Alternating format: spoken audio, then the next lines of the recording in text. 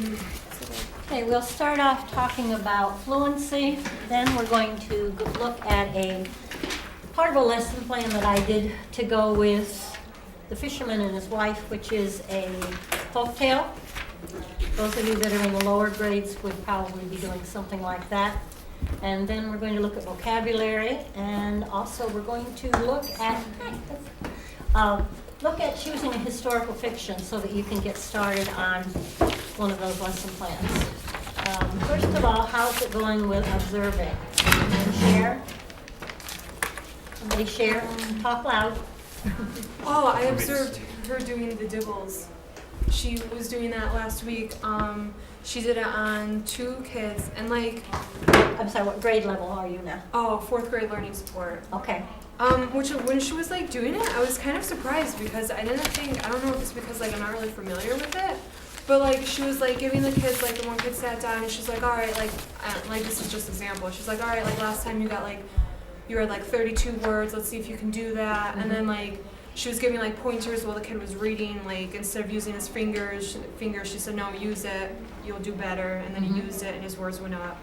And then like she told them like, all right, like last time you did like 34, this time you got like 40, so you went up. Okay. I didn't think that she was allowed to do that. Yeah, you can let them know. She probably is doing what we call progress monitoring. Yeah.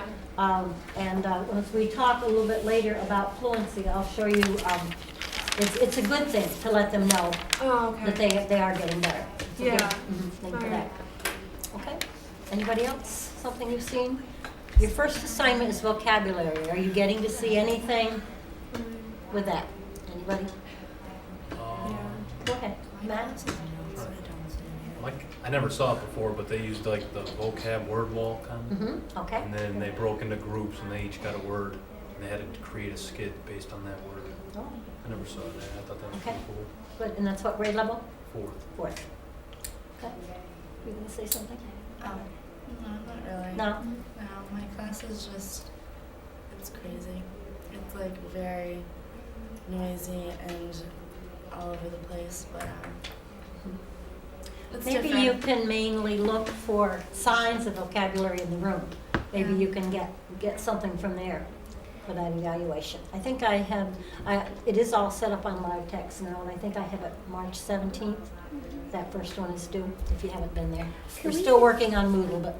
Could we use like, she did a action verb vocabulary, which was pretty awesome, and the kids loved it. So that's what I talked about in my paper.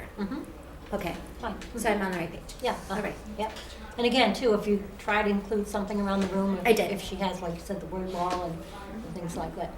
And if you actually get to see a lesson, how did the teacher develop vocabulary? Did they or did they not? Sometimes they don't. Sometimes they go right into the story without doing anything. So sometimes it's good to see the way not to do it, too. So you can learn from that. Somebody else? Summer, what grade are you at? I'm at the Children's Learning Center with the 4 and 5-year-olds. Okay. So the times that I'm there, they're really, like, right now, their whole, how can I put it? Everything right now is based on bears for them. Bears? Yes, because they're monitoring, like, baby cubs and things on the computer. And then they go on bear hunts, like, throughout the room. Yeah, everything is based around bears right now. Okay. So are they using words like hibernate? Is she developing anything like that, or Not this far. not yet? Okay. No, nothing like that yet. Okay. Somebody else? Jason? I'm at the Children's Center and the Keystone Children's Center, and a lot of the times I go there, they're doing a lot of like play time and stuff. We did a read aloud the other day, and the teacher talked about different vocabulary words in the book. And they have stuff up around the room with words and stuff like that. So Okay. that's Again, include that in your paper. Yes. What grade level? 3rd. 3rd. Okay. I haven't seen any vocabulary yet. Like I was there for the spelling lesson today, and then on Wednesdays I see the math lesson. But I haven't Okay. seen any vocabulary. Is the spelling coming from a basal reader? Do you know? Okay, sometimes some of the spelling words will be vocabulary words. You could check with the teacher and see. Yeah, I know See she if gave they- them a bonus word today, and that had something to do with their story that they're going to be reading. But that's all she said about Any math development of vocabulary, or you didn't see it? She just works on multiplication packs with them, so I see Okay. a lot of that.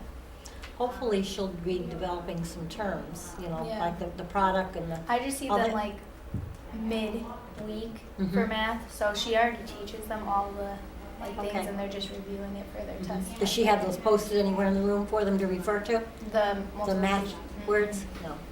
Okay. Like I said. How about you, Randy? Well, now that you mentioned math vocabulary, my teacher does a lot with math vocabulary when I'm there. She does mostly math. Mhm. She's teaching them time and money right now. Okay. So she's been working with like decimal points and dollar signs Mhm. and cent signs. So that's Okay. mainly what I've been seeing. So you can include that when you do your report for that first observation. Okay. All right. Your assignment was to dig around in chapter 6 a little bit and find some facts, and then if you had a question about it or a response. So we'll share just a couple of those. Anybody can go first?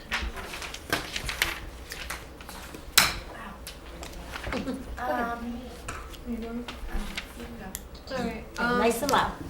I included word walls in mine, and my question was obviously I know what word walls are, but I always thought what words do teachers actually include, and then how do they come up with the words to include? Okay. Usually, there are two kinds of word walls in the classroom. Your regular word wall that's up all the time is going to be those high-frequency words that the kids are using in their reading and their writing. Usually, if you have a vocabulary word wall, it would be something like on a trifold, maybe in the center, in your math center, there would be those words. It's really not, I know some teachers do put those same words on the regular word wall, and it's not always the best thing to do. It's sort of better to keep those separate.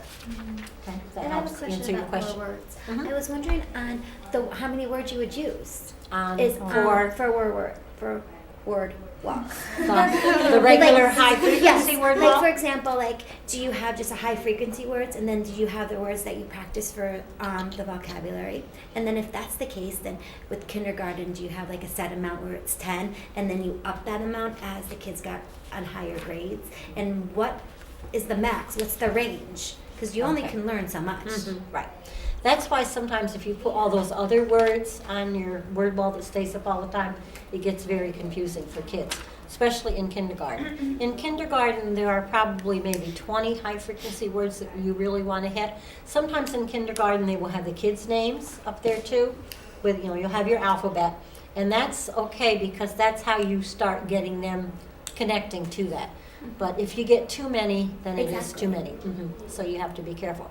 And then also you can retire words from your word wall. Once everybody pretty much has the word the, you can take it down. But you have to be careful with that. Okay, does that help answer your question? So when you're talking, when you're talking about word walls, are you talking about the lower levels, or are you talking about the higher levels? Word walls should be used all the way through. Well, they were, and even I've never been in a classroom that didn't have one. And as a matter of fact, I was in 4th grade observing last semester, and she had her word wall was huge, and she would retire a word once the class understood it. Yeah. But her word wall was really every day, if there was a word that the students didn't understand or get, she'd add it there. Yeah. So I don't know if that was a good thing or a bad thing. That's a good thing. You want words that the kids need to go up on that word wall. It's like when you're conferencing with somebody and they're writing, and you see that they need. Now, it's a word that you think probably a lot of people will need, like those high-frequency words. If it's a word just like if a kid's writing about dinosaurs and he needs that stegosaurus or something like that, you wouldn't put that up for everybody. Sometimes kids have a little folder in their writing folder, an individual word wall. Then you could put it on his folder there so that he would have it. But again, you got to be careful and not get, otherwise you could have so many words up there that it would be too confusing. There's a book called The 4 Blocks, and that pretty much gives, I didn't bring it today, but I will bring it again another day. That gives you suggested word wall words for each grade level, and that's what I usually go by. If we look at the Fry word list, there are 300 words that are the most commonly misspelled and used words with kids. So that's where these lists come from. And they usually have, I think it's 100 for first grade, then you go to 200, and then 300 for third grade. And then sometimes those 300, for the higher grades, I look at that third grade list, and I pick words from there again that I see that my kids are having trouble with. Okay? All right. So that's one thing is in the fluency is the word walls. Very, very important. Again, a lot of the classrooms that I have been in, there is no word wall, and it really makes a difference when those kids don't have it. And you can't just have a word wall and not use it either. You need to be doing lots of games and things with it so that the kids are referring to it all the time. I've seen teachers put them up and then it just is there. So one of the classrooms that I'm in, the only place we had to put it was like the folding doors that go where the coat room is. Well, if the doors are always folded open, the coat's showing, it's not useful to the kids, so you have to have the doors closed. You can tell that classroom isn't using those word walls. Because the idea of a word wall is if a child is writing and they need a word, they can go right up there and get it. It's a no excuse word. And sometimes, especially the lower grades, we try to put it up with Velcro or something so they can actually go get the word and bring it back to their desk and use it and then go put it back up. With the higher grades, not so much, And again, sometimes it's hard to find classroom space to put a word wall. That's very important about where you put it too. Sometimes we say, well, we could put it on the ceiling, but not such a good idea. Okay, somebody else who found a fact. Go ahead. Well, mine was about choral reading. And I was wondering if it could be done in like small groups or as a whole, or does it even matter? Like as a whole class, because it says like it practices the reading, stories, scripts to develop fluency. But would that be more like small groups? You can do it both. You can do a whole class. Now, when I do a pull-out group, we do lots of choral reading for fluency. But you can do it with the whole class. You probably get farther with the smaller group. But we're going to do a little bit of choral reading here, and you'll see how it works. But it's something that you can do with everybody, and you could have it something at centers. You could have little groups doing it. That could be one of your centers too, doing it. Okay? It's hard to get, if you have 27 kids, it's hard to get 27 voices all going together. Yeah, it takes lots and lots of practice to do that. Okay. Good question.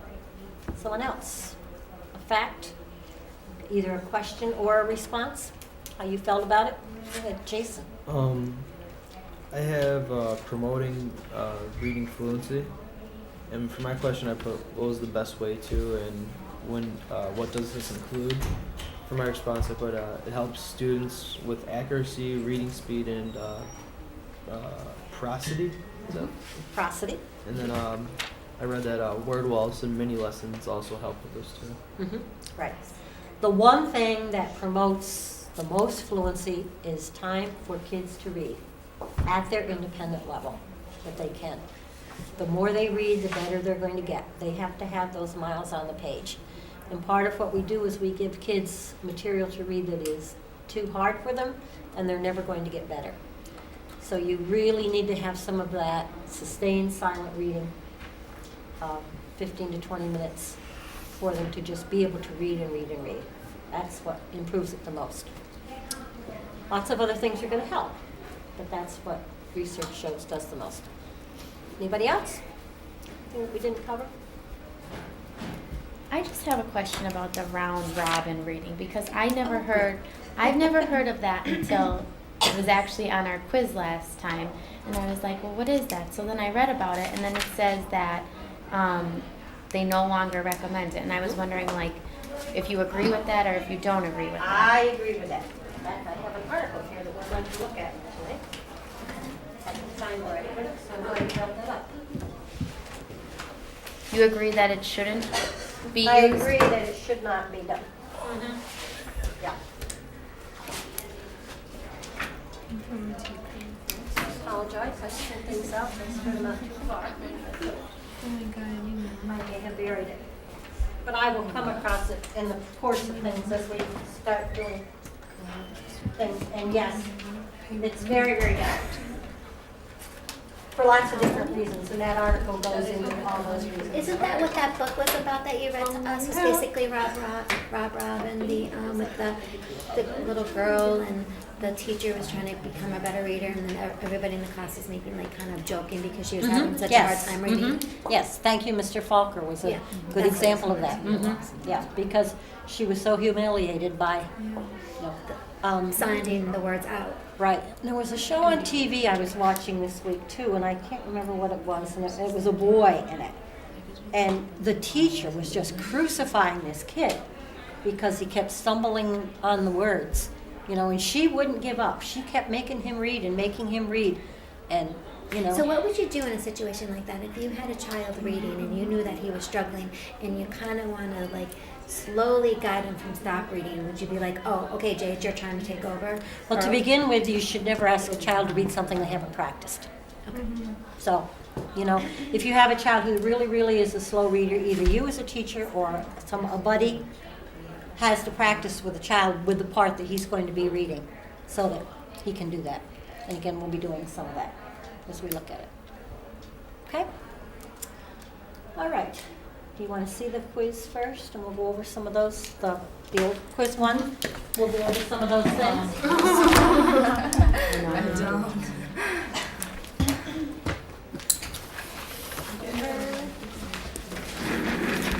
Amber.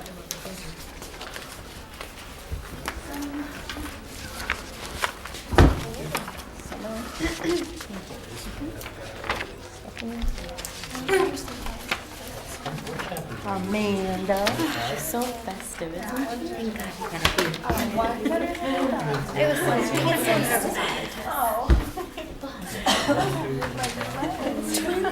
Look at remember I told you I picked that one? Because it was just like, Okay, number one was a little tricky for quite a few people. Yeah, that's because Kindergarten teacher suspects that her new student has not had the same rich exposure to books that most of his classmates have had. Of the following, which assessment tool could most likely help a teacher measure a young child's understanding of books? Concepts of Print was that book where you hand the book to the child. You're going to see if they know how to open it. Where's the front cover? Where's the back cover? You have them point to a word. You have them point to where I would start to read. That's all Concepts of Print. And that's what the answer was for that one. Okay? That's the very first assessment you're ever going to do. Pre-K and K. Concepts of Print. So try to get that. Let's see. Another one that gave a few people a little bit of trouble was number 5, to administer the Concepts of Print. And again, you can use any book. There are ones that come from the company, but you can take any little book like this to do it. Okay? So the answer was B. oh, the answer is B. Number 5. You do not need to use one of the 4 specially provided books. They're very I did expensive. circle B. Usually, only the reading specialists have them, but you can use any little book like this to use it. look at it, that round Okay. robin, 'cause I just didn't. Number 7, a couple of people had trouble. During shared reading, we want the kids to join in. Like if I'm reading that story, Jump, Frog, Jump, and it keeps saying every couple of pages, it'll say Jump, Frog, Jump. So after I've read through it the first time, I want, every time I come to those words, I'm going to stop and have all the kids join in. So the answer is A. We want them to join in.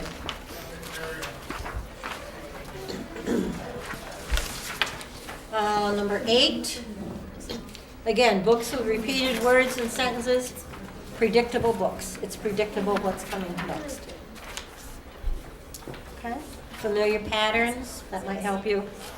If it's something that's familiar, it's predictable. Number 10, the clue there was if they're using conventional spelling. That means the way things should be spelled. So if they're using the conventional spelling, they are at D, the fluent reading and writing stage. That's the last one. Okay. Number 12, again, 6-year-old Nicole. When she wrote that to her grandmother, she had all the traditional parts of the letter, and she showed conventional spelling. So again, she was at the fluent stage. That's where we want kids to be. Do you have any questions as I go along, Sutton? 13, young children's introduction and exposure to written language usually begins before they come to school. That's why we are spending so much time on our pre-K programs, early literacy. Okay, a little bit of trouble still with looking at that. When you say the word star without the st, that is still phonemic awareness. If you were actually pointing to the letters on S-T-A-R, you could be into some of your phonics ability. But because they're only saying the word, this is the hearing it. That's phonemic awareness, the sounds. 15, the principal wisely told the new first grade teacher that her daily instructional activities should include D, opportunities for students to apply the phonics concepts as they read. 16, phonics instruction should be viewed as B, part of the balanced approach that includes authentic reading and writing. 17, when the child writes my mom, S-E-D-N-O, S-E-D for said, that's invented spelling, B.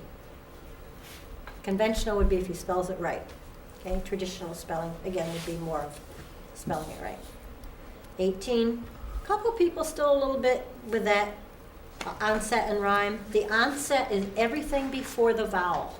That helps you remember. So in the word skate, it has to be S-K. S-K is a blend.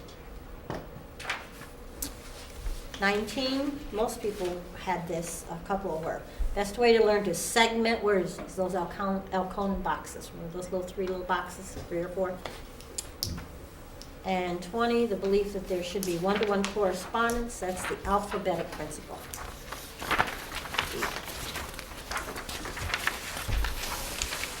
Okay.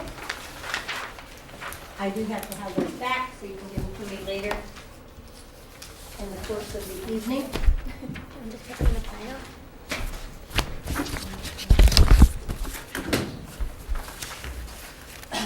Have a pen handy because I am going to tell you what will be possible midterm questions as we go through the PowerPoint. I meant to bring the highlighters and I forgot to stick them in, so you can just star or circle the things that I tell you as we go through.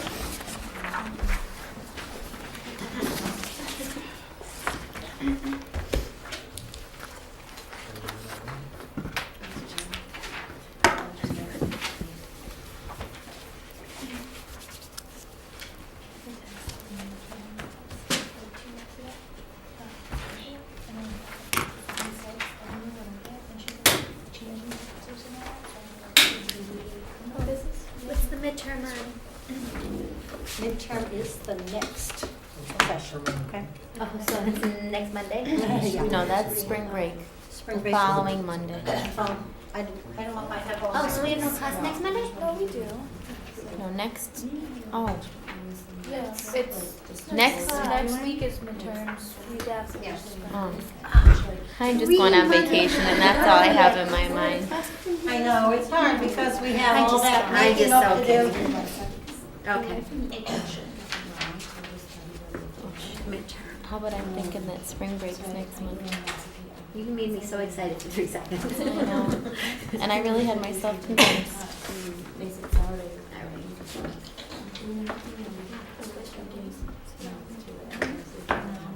I didn't know they talked to you. Spring break's next week.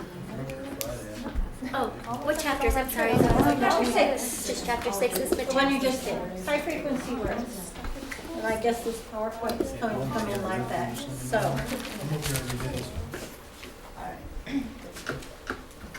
I'll see if you email me that. And I'm going to get these all off of them. Because I don't have a clicker, I can't run back and forth. That's fine. I text them. I don't email them because I don't know my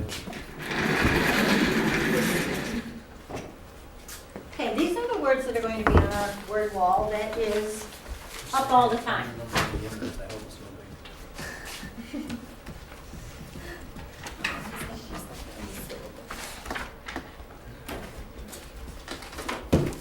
They're the most common words that we're using. They're also called sight words. Write that word in your margin. S-I-G-H-T. Mrs. Prawl goes crazy when kids spell it C-I-T-E. It's S-I-G-H-T. High frequency words are also called sight words. Okay. They account for more than half of the words that we read and write. So that's why it's so important that we have them all down there. This is what slows kids down in their reading, is whether or not they have those high frequency words. They cannot be easily decoded. You're not going to be able to sound them out like the word want, W-A-N-T. It is not phonetically able to do. You need to have them automatically, and they're functional words. They don't carry any meaning, like the words the, are, and. Words are easier for a kid to remember if there's a hook that they can put onto it. But those words have no hook. The, are, and. This is one way that I found that works pretty good. Friend is one of them. And this is just the file folders. And you cut them in and you give them, this could be in a center. So you have the word friend, and they just simply copy it 5 times. Okay? Again, then they can have some to going on. That's one way to do it. You want to keep it fun for them. Play-Doh is great. They roll the snakes and make the letters that way. Because this is spelling and reading together. You've probably seen the wiki sticks. Have you seen these? In some of the classrooms, the same thing. These are a little dried out. But if I were doing the word the, I'd be making I take them and I T-H-E. Again, the more manipulating that they can do, the better it is. In reading, we use something like this to catch the words. If you have them on a big chart, they'll be going through and catching the words. At least that's all I have. Of course, our old favorite, bingo. And if you want to keep it fun. And there's our article on that about it. We'll come back to that. I had it there. Okay? So that's one of the first things that they have to do. They have to recognize them automatically. Circle that. And circle the word function words.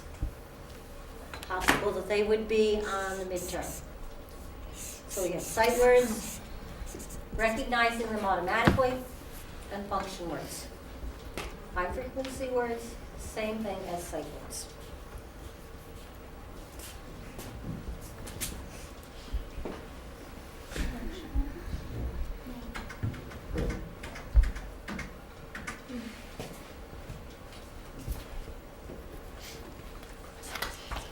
Okay, here we have the word walls that we talked about. Displaying the high frequency words should be in a prominent location, easily accessible. As I said, if possible, if they can go up and get them. Kindergarten, we're going to start with the children's names and add 1 or 2 words a week. First grade, begin with words used in kindergarten and add 2 to 5 words a week.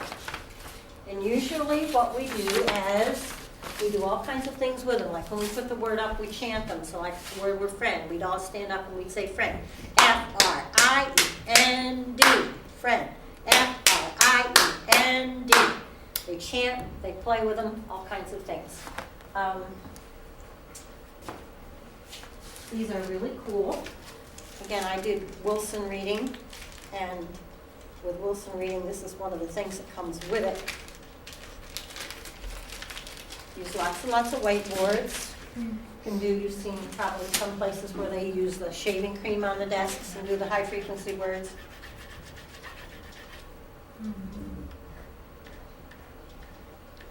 I'll pass this around and try. Like I have the word the, and then you use the other end. So try that. Again, anything like that. Sometimes I've used the old-fashioned. We had some of those old green slates, and you use water and a paintbrush and do the words with that. It's just a little different texture to it than it does. My one teacher said shaving cream on the desk. Mm-hmm. Put shaving cream and have them write the words in the shaving cream because they find, especially younger kids, and they find it, and then you could just wipe it and then start over. And then you have nice clean desks when you're done too. Mm-hmm. So that works really, really good. Of course, sandpaper letters, things like that. It's just, especially your kids that have some dyslexic tendencies, they need lots of that different multi-sensory things. Mm-hmm. In Wilson reading, we stand and they have to hold their elbow because they have to do skywriting. You have to be using the whole arm. Something about that motion gets it into the brain, more so. Well, even with us studying, like writing it down, putting it Certainly. on cards. The more they use it. By third grade, students should have automaticity with the words. That end of third grade is so, so important. You remember with when we talked about phonics too, even the phonics, if they don't have it by the end of third grade, it's very, very hard to be able to get it. So right here now, for the high frequency words, if there were a question on those, word walls is the most effective way. So you would want to put the notes there. High frequency words. Fluency, the whole fluency idea, the best way is to just read and read and read. But for those high frequency words, you have to have word walls. The words are right there for the kids whenever they need them.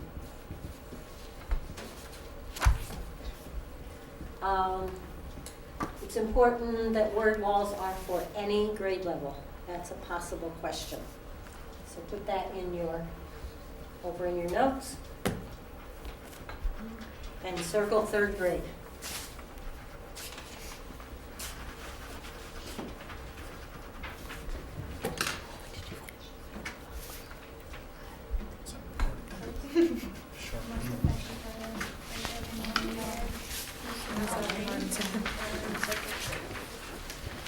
Okay, I already showed you a little bit of this. You're going to be choosing their words that they are familiar, that they can't read and write, words that they misspell in their writing. Even though they are displayed alphabetically, they aren't taught that way.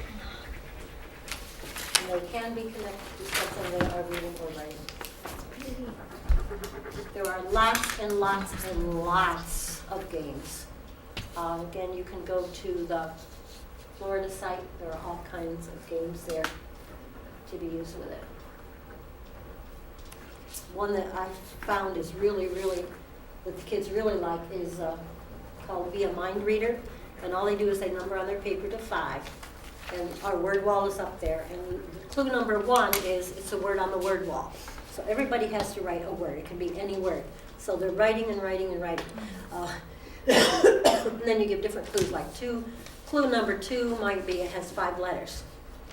So then if they use the word the first time, they know for number 2, they're going to have to change and pick a different word. It has to be 5 letters. Clue number 3 might be it has the vowel A in it. And again, they can use a word if it still follows that category or change it. Clue number 4 might be it begins with a D. So then again, they would have to go and pick a word. And then clue number 5, you use it as in a sentence. And then they can figure it out. So after you do that a few times, then they want to be in charge. So then I let the kids come up and I stand there and help them a little bit in case they need a little coaxing. But that's one of their favorite words. And again, all it takes is, I get the little notepads at the dollar store because they love using them. You know, they just number their papers for 5 and go.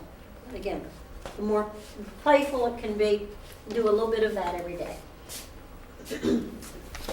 As you're going along, I would say, you know, Summer, what word did you choose for number 3? And you just do that. So they're reading and writing them, using them all the time.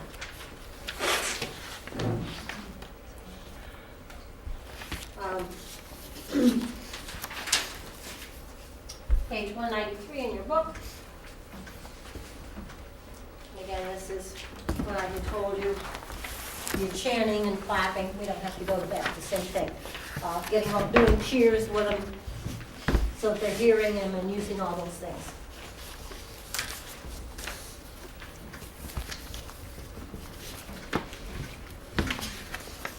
Okay, as far as assessing the high frequency words, when you're giving the running records, you can go back and analyze those and see which high frequency words they're missing. There are also checklists, usually just a list of words that you give the kids, and you go by that. You may have heard of the Dolch list. That's one that they've used so much. The Fry uses theirs in phrases, which is a little better. So their list would be like number 2, the list, number 1 is he is it, and the word is he is underlined. Number 2, I can go. It seems that if kids have other words around it, they're a little better at it. So that's what Fry uses most of that. When you were talking about the dibbles that your teacher was doing, when I'm doing the progress monitoring with dibbles, when I would work in the small group and I would see what words, what high frequency words they were missing, I would pull from there to work on, because I knew those kids had to be able to read that over and over. And in their writing samples. Again, usually when I'm doing writing, I have one child who feels more comfortable to write on the big chart paper, and we always would take words from there, so that if I didn't get time to conference with everybody, we would have some from there. And when I'm conferencing with the students, I would just take a little, because usually on my word wall that I had, because I had just little pieces of 3x5 cards, it wasn't even the whole thing. And then I would write it, and then I would have that child go put it on the word wall. We talk about it at the end, so-and-so needed the word almost today. So they're going to go and put that word up, and that's sort of their word.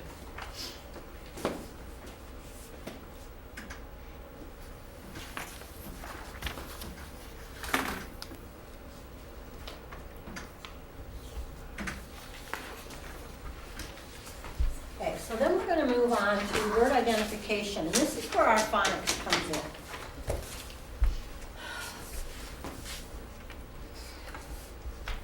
Of course, decoding, sounding out the words, then decoding by analogy. Circle that word analogy. They like to put that on tests. If I had analogy, it would be like if I could do the word cat, then I would know bat and mat and sat.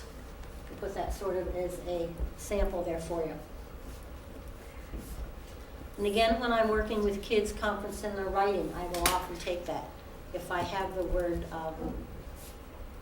if they don't know how to do the word some, often they've had the word come in their reading before though, and I would write come up there and then have, so come is C-O-M-E, how are you going to spell some?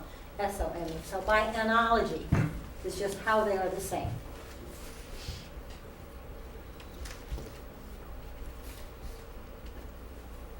And then if you will turn to page 200. And your text.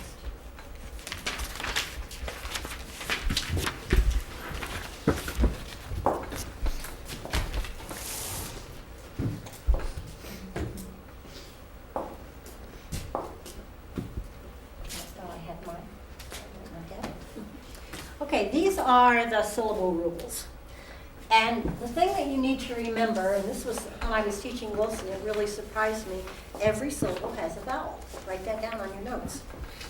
Every syllable has at least one vowel. So when we are working with kids, they're reading along and they come to a big word that they don't know.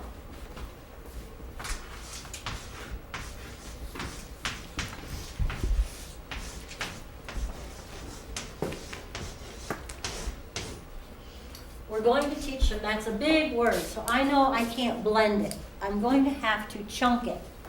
Chunk it means I'm going to break it apart. So the first thing we do is we have them underline the vowels. Write my word on your paper and do that.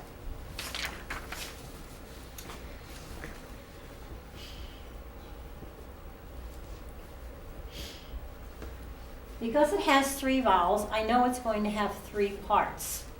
And there are in Wilson there are 8 different syllable rules. Most programs only have 6. And the kids just have to learn these through many lessons that you're going to do. But I know this C-O-N is one. It's going to be called a closed syllable, and somewhere along the line you teach them that it's one vowel closed in by a consonant. Then we have T-E-N-T, and we use N and T together because it's a blend. And we talked about those a long, long time ago. And then I have fen. So they have, actually this has 3 closed syllables. The closed syllable rule is the vowel is going to be short. Okay? So my word is contentment. So all those syllable rules they have to know too. So first, they're going to be able to decode the shorter words, like, okay? Then they're going to do by analogy. Then they're going to do by all those syllable rules. And then they're going to know by morphemes.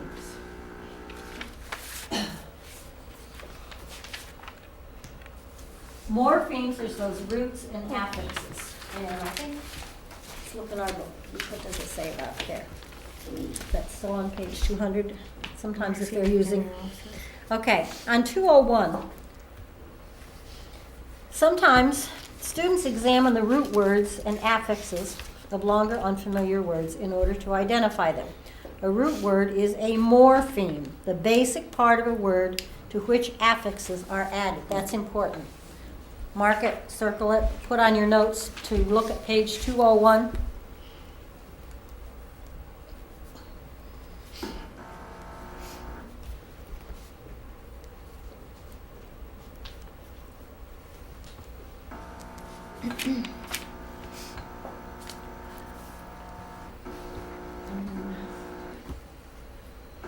I'm not sure where it is found.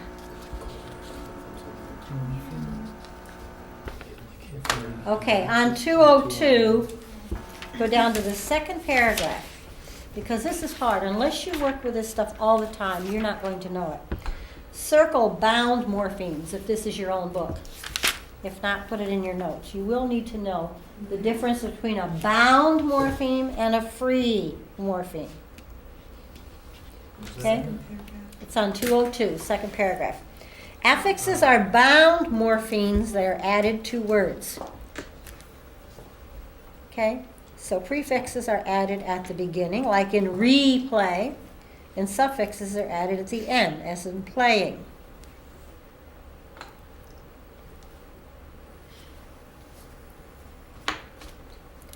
Now, I'm not sure where free morpheme is. Let me see.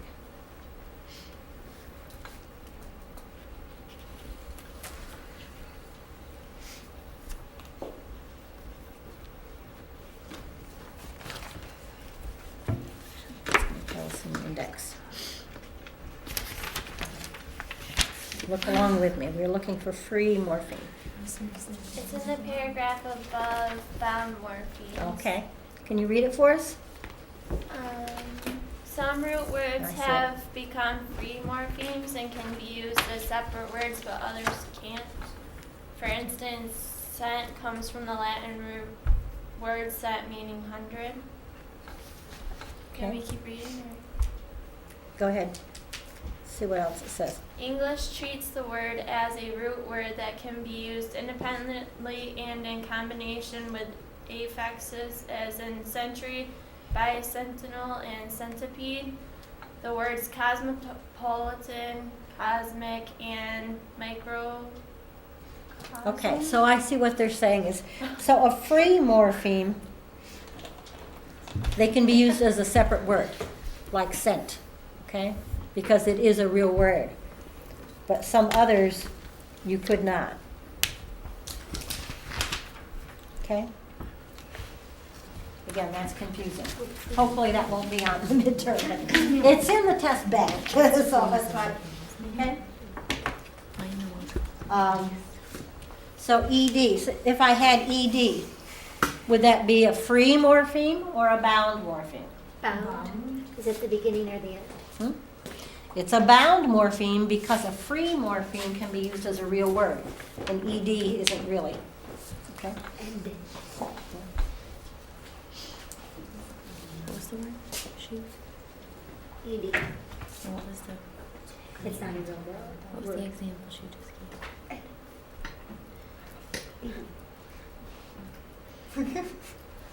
How am I supposed to respond?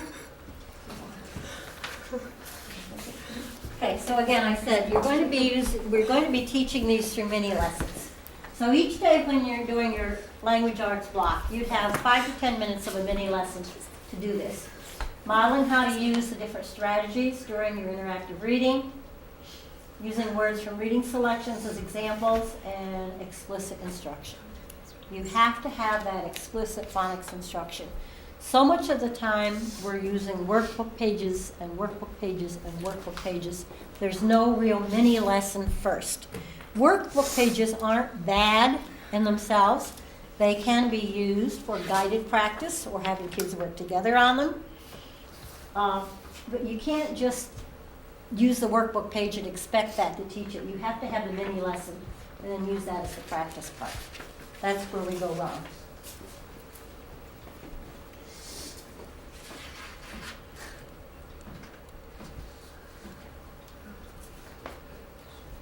Okay, we've talked about running records, we've talked about spelling inventories, we looked at those one other time where you just have a list of words and you give them to the kids. I said one of them was like that monster test. So one of the words is monster, it tells you all about that, and then the student write examples. That's how you're going to know what words they can sound out and what words they can't.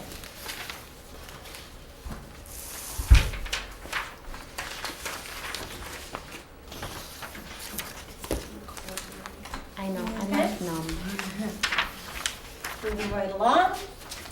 Fluent readers are better able to comprehend because they can automatically apply word ID strategies. The idea here is if a child is stopping on every other word in a passage to try to figure it out, they're not going to know anything at all about what they read when they got done. So fluency, if they don't have fluency, it's going to get in the way of comprehension. And by the time kids are getting in 3rd and 4th grade, if they can't read 100 words a minute, they're really in trouble. Students who aren't fluent devote most of their mental energy to identifying words. The brain can't be doing all of that and then also thinking about what's there. So that's why it's so important that we get there. Is there any way to turn the heat up in here? I don't know. Let me look and see. There's a little thing over there. It is chilly. Little thing. I don't know if we leave the door open now that it's not noisy. That might help. Yeah, things don't look good. I can try. See what happens. Oh, that sounds like the way to work. And I will just one right there. Probably not. Well, see, where I was teaching, they had it locked, and we weren't supposed to, but the janitor showed us how to take the lock off and fix it. Okay, so the parts of fluency. Accuracy, which common sense, just recognizing familiar words. Rate or speed is part of it, and then prosody. Prosody is whether they're expressive with appropriate phrasing and intonation. You will need to know those 3 terms, starting. They are the 3 parts of fluency.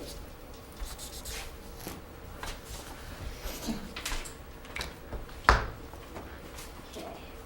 One of the great ways, stop a little bit and break it up. One of the great ways to get to prosody, being expressive with appropriate things, is to do reader's theater. Whenever you do reader's theater, if at all possible, you would want to start by reading the book first to the kids so they have the background. And then you have a script. Have you all done reader's theater before? No? Oh, it's really, really fun. Again, this is all repeated reading, but in a fun way. Okay, Matt, who would you like to be? That's a tough. Hmm? I'll be Jack. Okay, put your name by Jack there, so we all know.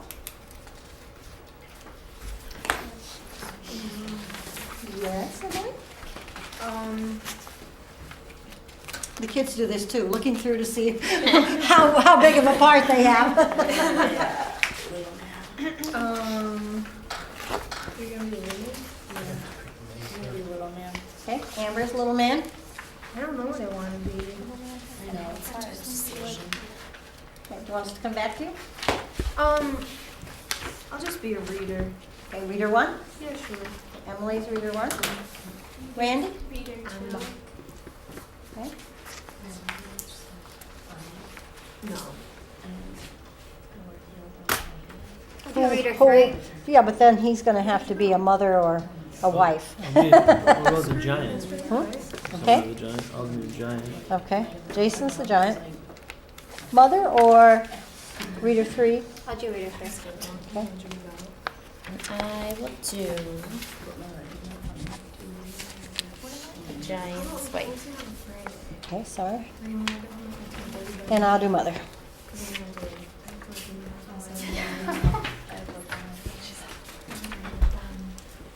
Okay, so after you have read the story, who's Jack? I'm Jack.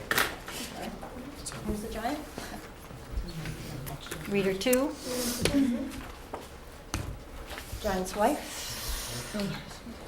Oh, good. That was me, right? Yeah. Then mother. I'm gonna do mother. Reader 3. Me. Little man. Okay, I'm not going to do it with you, but I would. This is the way it goes. Put it on. I would read through the script because I want them to get the expressive part. So I'm not going to read through it with you, but I would read it to them first. Okay, then you put it on this way, and then we all come up. Stand up here with your back to the audience. Everybody come up. It doesn't have to be done this way, but I've seen it done this way, and this is the way I do it, and the kids really like it. I don't have a part, so do I? You didn't get a part. No. How did I miss you? Oh. You can't get out of this if you have that. No way. So I'm the audience. Works out better. Go ahead. And the reason we do it this way with the tags to the back is so the audience can see who you are. Okay, especially because the higher grades will go into kindergarten and do the play for the kindergarten or the first grade if they have brothers and sisters there. And when it is your turn, that's when you turn around and look at the audience. So reader 1 is going to turn and look at me. Reader 1, turn around and read your part. Once upon a time, long, long ago, there lived a young boy named Jack. Okay, then you turn back around. And reader 2. Jack lived in a small cottage with his mother. They were very poor. One day, Jack's mother said to him, Oh, Jack, whatever will we do? We haven't any money for food. You will have to go to town. You will have to go to town and sell our cow. It is the only way that we'll be able to eat. Very well, Mother. So Jack took the cow and walked towards the town. He hadn't gone far when he met a strange little man. Say, young lady, where are you going with that cow? Oh, yeah. Sorry. Go ahead. Just messed it. I'm going to town to sell the cow so we can buy some food. I'm going to town. Oh. I can't do this, guys. Sorry. But this, the town is so very far away. I will gladly buy the cow from you. What price will you pay me for my cow? I have no coins, but I have something far better than money. If you give me your cow, I shall give you some magic beans. Well, I don't know if I should. My mother told me to go to town and sell the cow. But lad, think how proud your mother would be when she learns that you have some magic beans. Very well then. There's the cow. Please let me have your magic beans. So the deal was made. Jack would come with a sack of magic beans. His mother would be so proud of him for making such a great deal. Well, Jack, did you get a good price for our cow? Yes, I did. I got this sack of magic beans. What? You foolish, foolish boy. How could you have done such a thing? Now we have no food to eat. Whatever will we do? So Jack's mother sent Jack to bed without any supper, and she threw the bag of magic seeds out the window. In the morning, when Jack awoke, there was a huge beanstalk growing outside his window. Wow, look at this beanstalk. It seems to touch the clouds. So Jack decided to climb up the beanstalk. He climbed and climbed and climbed. At last he reached the top. He was in a magical land. Soon Jack found a large, beautiful castle. He knocked on the door. A woman opened. go to the next page. Huge door. Who are you? What do you want, boy? I'm Jack. I've just climbed up the beanstalk. I'm very hungry. Could you spare some food for me, kind woman? Very well. Come in, but be careful. My husband is a mean and grumpy giant. He will not be happy to see you. So Jack went to the kitchen, and the giant's wife fed him a good meal. All at once, the floor began to shake and a loud voice roared. Ooh, giant. Fee, fi, fo, fum. I smell the blood of an Englishman. Be he alive, be he dead. I'll grind his bones to make my bread. Reciprocity. Oh heavens, the giant has returned. Quick, hide here in this cupboard. So Jack hid in the cupboard and watched what the giant did next.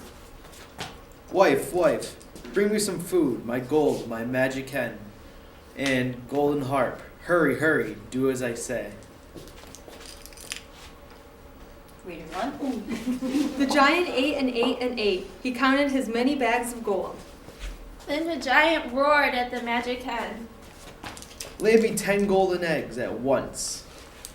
And the magic hen did as the giant had ordered. Play magic harp, play. The magic harp began to play, the sweetest music that Jack had ever heard. Soon the giant fell asleep. His loud snores shook the castle. Jack saw his chance to run away. But before he left, Jack grabbed the giant's sack of gold, his hen, and the magic harp. But as Jack picked up the magic hen, the hen cried out and woke the giant up. Jack ran as fast as he could out of the castle and across the clouds to the beanstalk. The giant ran after Jack. His great steps shook the ground. Jack scurried down the beanstalk. The giant was not far behind him. When Jack reached the ground, he grabbed an axe and began to chop down the beanstalk.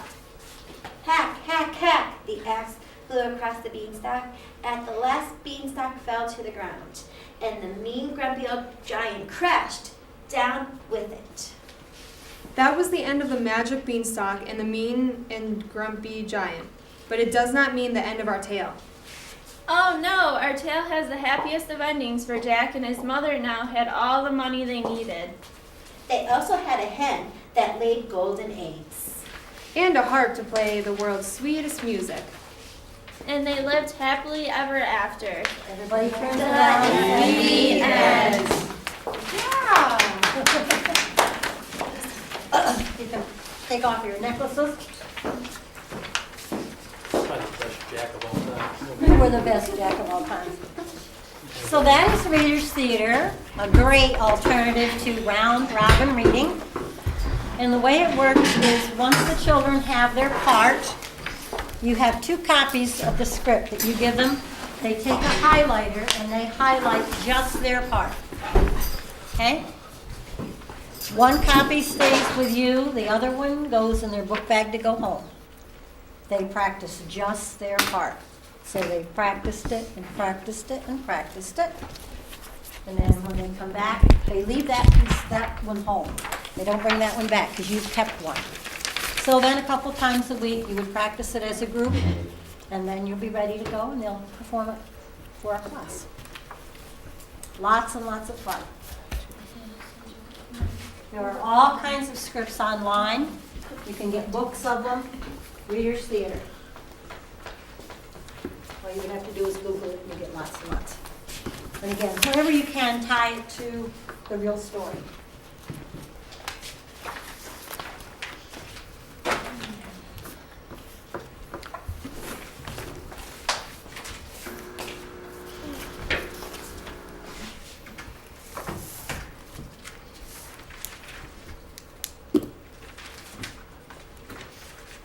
Okay, next slide has some of those benchmarks. You want to put a star out on the side. Fluency, we're looking for 100 is what we're looking for. They're saying the end of 3rd grade, 110, 100 is the target that we're looking for. Possible question.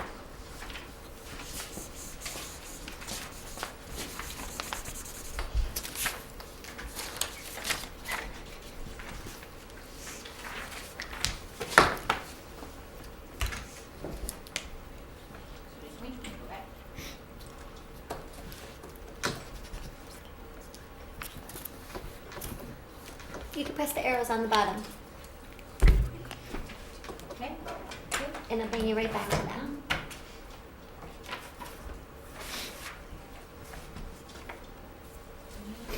Okay. So we're looking at our struggling readers and why they have so much trouble. Again, reading text that's too difficult. They don't do very much actual reading because they're going out lots of times to the Title I room or whatever, and they're doing more and more skill and drill and not getting to do the actual reading. Now we have eye time. Lots of times at my school, during eye time, the kids who aren't being worked with someone special get to read those AR books, and they're reading all that 15, 20 minutes, and the other kids aren't. Teachers ask struggling readers to read aloud. They interrupt them when they mispronounce a word. Then students become more attentive. Let's take a look at this. This was from a magazine that I get from the Reading Association. It's called Sweeping Round Robin Reading Out of Your Classroom. I thought it was very appropriate for what we're talking about.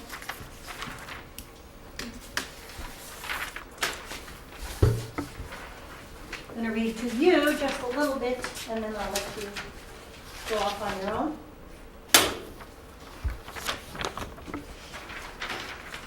The classroom is quiet. All the students have the same book open on their desk. One student is reading aloud, other students are counting ahead or gazing out into space.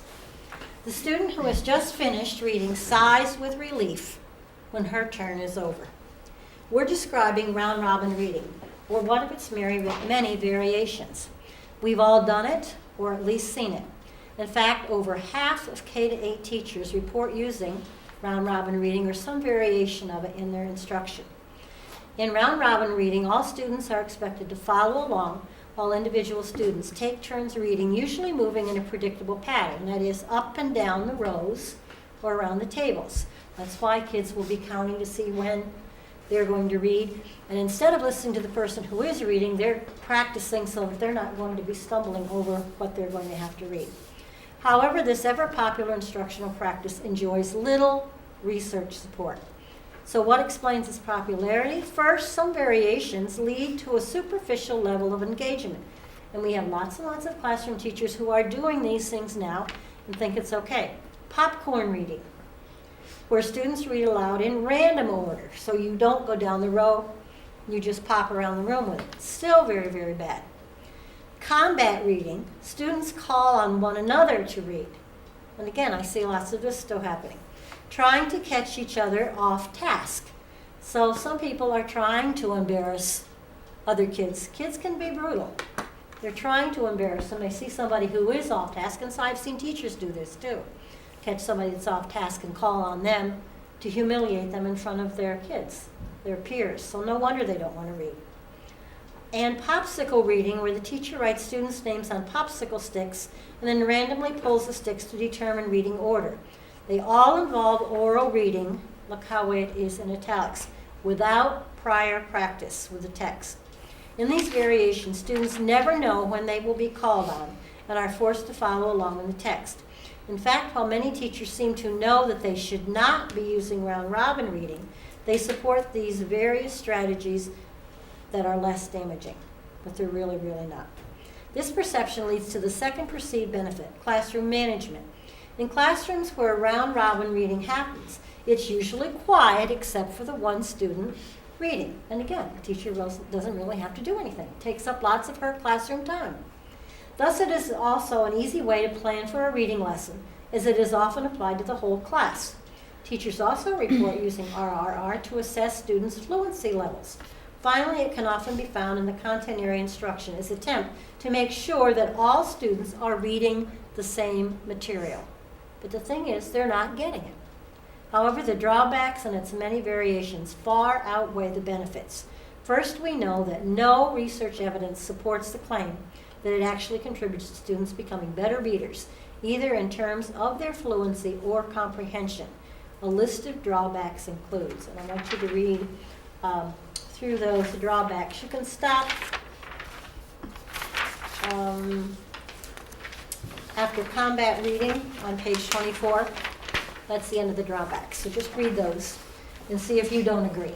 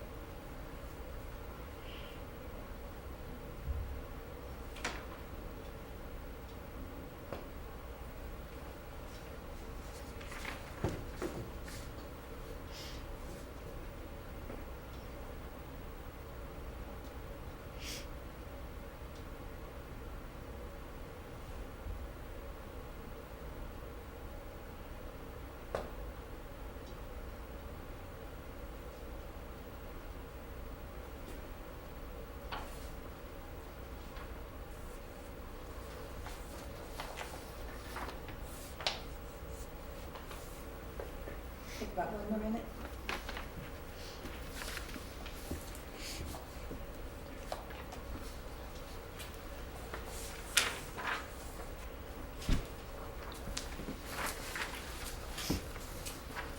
The article goes on to give you some alternatives to round robin reading. Reader's Theater is listed there as one. Another one is repeated reading. And repeated reading is where kids can read the same passage over several times. So usually they pick something that they want to, and it's going to be a short passage, and again, there's lots of books that have those. Ask the students how basketball players or musicians get to be better at what they do. Probably he or she will say practice. Explain to the students that the activity that you will do together will help him or her to become better at recognizing words. Also tell them that there is more to become a good reader than reading the words, but that reading the words is very important. So what you do is you practice with this, and we use graphs for repeated reading, and this sort of goes along with what Emily was asking about with the Dibbles passages. When I do progress monitoring, the Dibbles passage, we would use it on Monday, and first of all, I would time the students individually, and that would be their first score here. And I usually use this bar graph thing because it really helps the kids to see it. So I would mark with a line how far they read. So maybe it was 20 words per minute. I have them colored in. Okay? And then after everybody has done that, because I have to get that initial cold read score, then I would sit the kids on the floor. And again, I'm working with a small group, but you could do it with a whole group. And I read the passage myself to them because you want to model that fluent reading for them. So by hearing me read it, then any words that they had trouble with, they're hearing. When they were reading it to me, I was marking the words that they missed too, so I can use that for my instruction. That might be some of my word work that day or the next day. So then, again, you have several copies. They take a copy home. Their job is to read it to somebody at home. Read it if they can get somebody to listen. If not, If you have a cat or a dog, a real one, read to them. If not, a little toy one, and you can have this in centers in the classroom for them to do too. So they have to read it at night a couple of times. And I tell them, put it right beside your bed, because we know from brain research that the things that you hear at the end of the night just before you go to sleep, that still keeps working around in their brains, and they get real excited about that.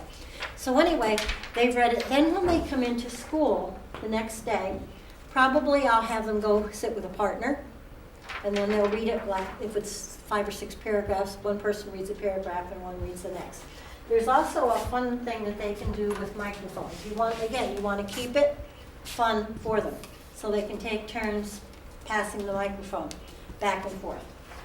Dollar stores, again, get to be your favorite friend. Then we have a thing with dice, where they have these different things.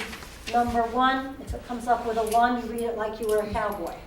Number 2, you read it like it were a baby. And you let the kids come up with these ones that they want to have it with. So again, this is another center thing that they can do.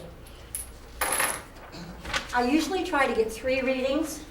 So after they've read it with a partner or some of this, then they go, and it's really cool if I have 5 or 6 kids in my room, because they read to the wall.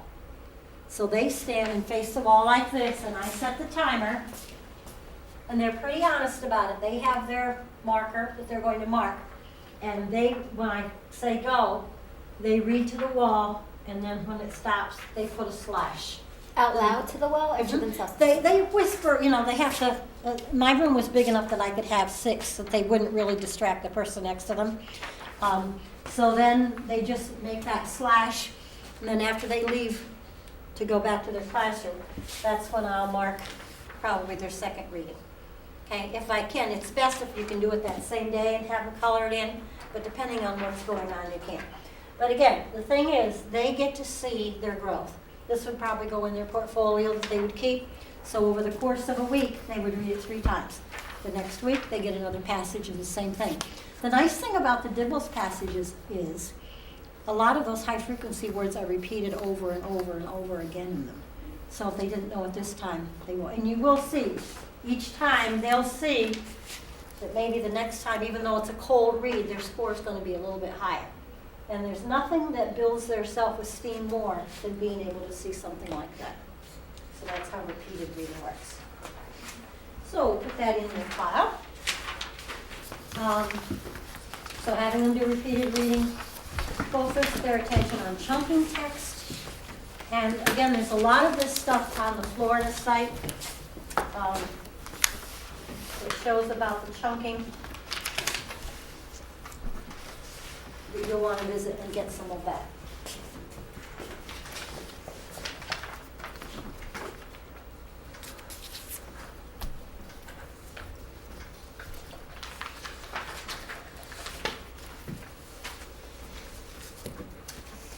Songs and poems, a great way. Usually I have these on a big chart, because you want them to be able to see all the words that you're working on.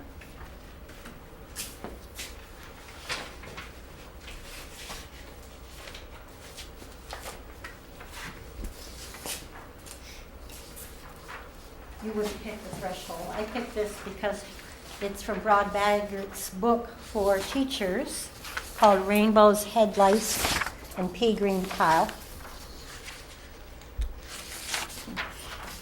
And I would read it first, the threshold.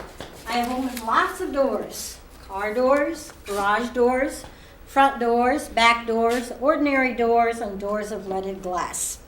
I have opened church doors to celebrate a wedding or to mourn the death of a friend.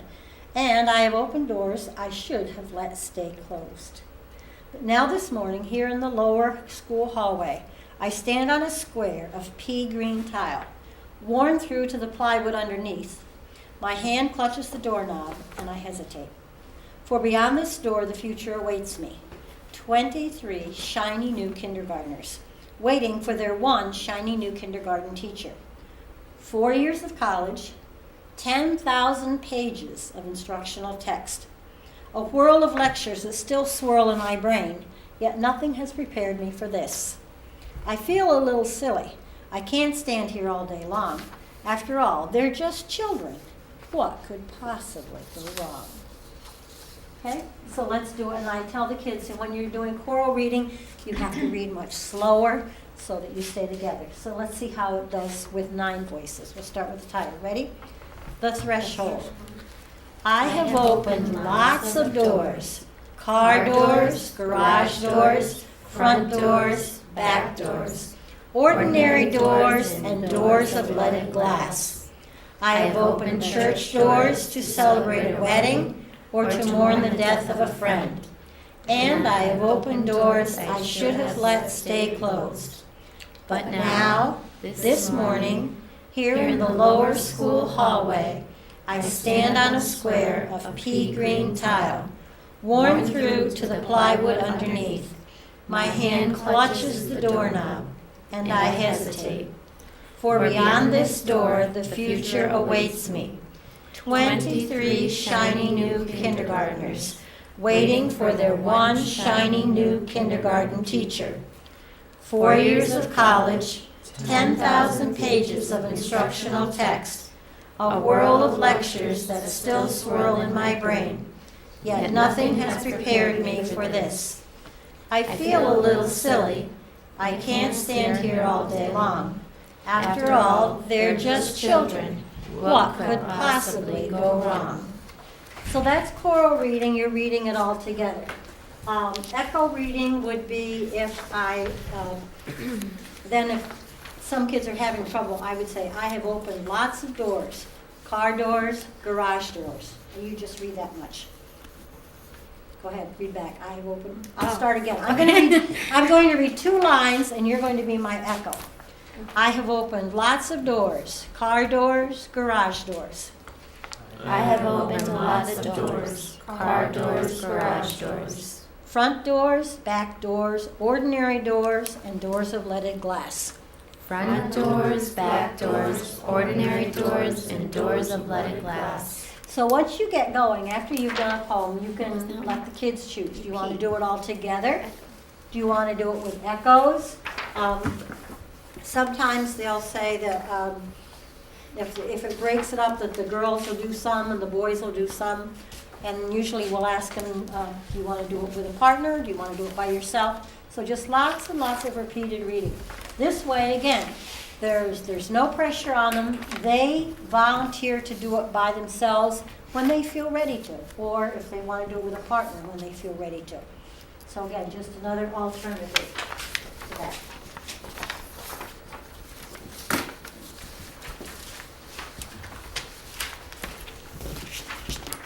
I think we already talked about this.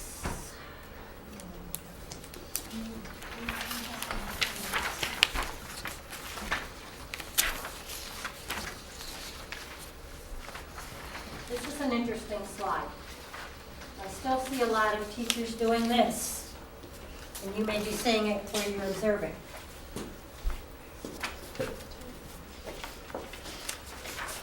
Some classroom teachers think this is writing. It is not writing. This is not writing. Writing is when they're using their own ideas. This is just copying from the board. Okay? I'm going to back up a little bit because I forgot to tell you about a very, very important word. And you can just write it anywhere. The word is stamina. This is a relatively new term that has come up in reading. I may have mentioned it to you before.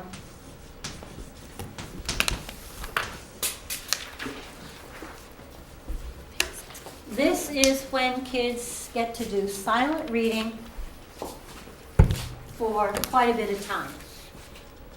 We're finding that kids don't have that unless they've had a block of time. And when you start out with kindergarten and first graders, 5 minutes the max, but then you want to build up. So most of our first graders, you can build up to 15, second graders probably 20, and then on as you go up. What we're finding is, especially when the kids are coming to the PSSAs, they don't have this. They don't have stamina because they haven't been allowed to stick with something for a block of time. And again, you have to start out and just add as it goes.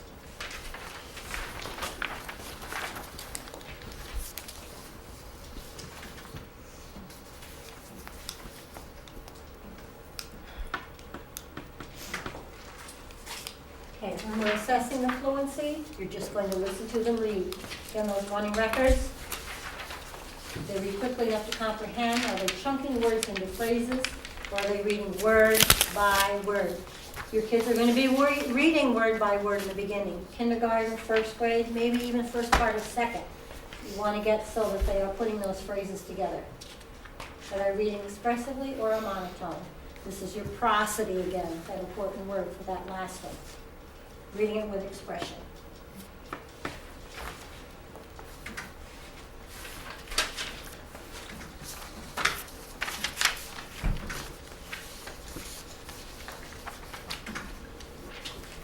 Okay, the first thing here is, here we see our DIBELs, our fluency checks. Our IRIs are what the reading specialist is probably going to be using, not you. And the fluency measures are timed. You see us with our little 1-minute timers. It's how many words they can read in a minute.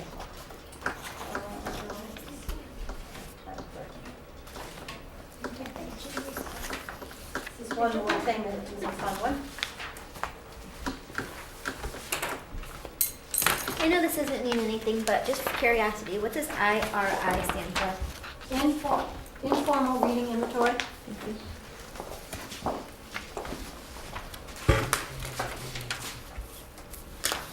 It's called the flu, and it's an appropriate one. Again, you'll see how it works. It's a fun way.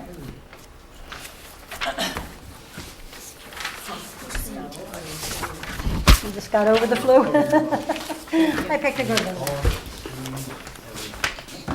Thanks, Mom. And these all come from a couple of books that I got from Creative Teaching Press. I have one for second grade and then one for third grade. It's the same thing.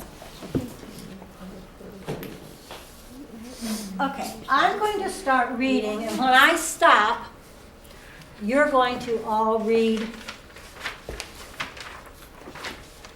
your poem together. Okay, that's your part. So I'll give you a minute to read through it yourself, so there aren't any words that you're stumbling over. So read through your part. It's cute. Hello, boys and girls. I'm your school nurse. I came here today to talk to you about ways to stay healthy. I have just returned from a conference held by the United States Centers for Disease Control and Prevention. I learned some helpful tips, which I am here to share with you. First of all, let's warm up with a little healthy reminder. Okay? Cover your mouth when you sneeze. Oh, please, please, please. Throw the tissues in the trash so you can still attend the bash. Wash your hands and keep them clean, or the flu will be mean. Eat right and exercise. Show the flu you are wise. Good. Now that we all know that we'd rather be healthy than stuck inside, sick in bed, let's learn a few facts about the flu.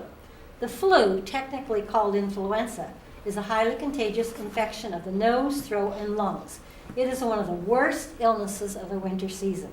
It is caused by a virus and is spread easily from person to person through sneezing and coughing.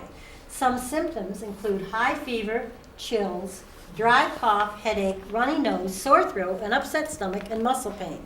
It makes you very tired. Sound like fun? No way.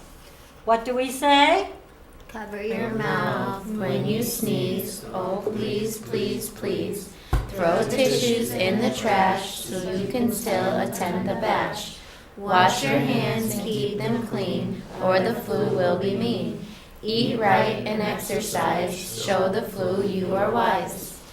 You might be surprised to hear that approximately 1 to 2 out of every 10 people will get the flu this year. Yes, that means that the chances are some of you will be sick in bed for days or even weeks are high. Your chances are high because kids share the same room, touch the same items, and often forget to wash their hands as often as they should.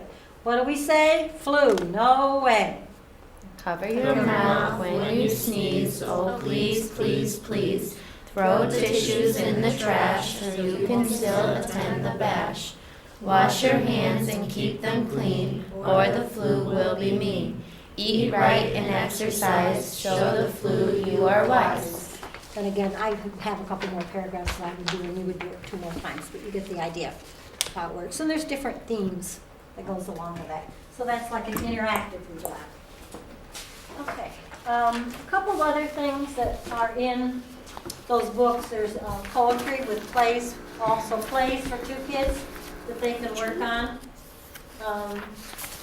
Another idea is for when they were reading a passage that they like, a friend times them. We just one of the little egg timers. I didn't happen to have one. And so then they time them for a minute, and they just take one of the sticky flags and put it on their paper and tell what they had read about. And then the other partner reads, and then you go back and you read it again, and then you see if your sticky flag can be moved up to where you go. So that's another way. The little keychain flashlights are cool for them to use too. If they can read along and follow that. That's a way to help them move a little bit faster. So any of those little things, all games like Go Fish, Hangman, Bingo, things like that for you. And the last thing I have is quick writing. So on your thing, I want you to quick write 2 things you learned about fluency.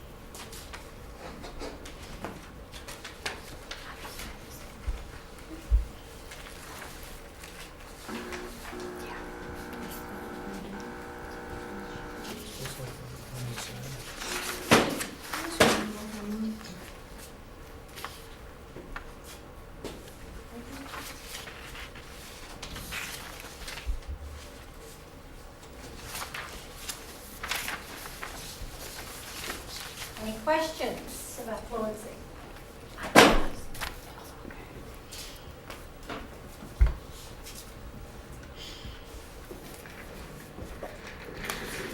It was a really, really hot topic 3 or 4 years ago. Not quite as much now. We're looking more at other things, but everybody was working with it. The problem is that we spent too much time looking at just the speed, and we almost spent too much time testing and not enough, because if you're testing the kids every week, when do you have the time to look at it and see what you have to change so that you improve it? Okay, I'll let you put all that stuff away in a pile.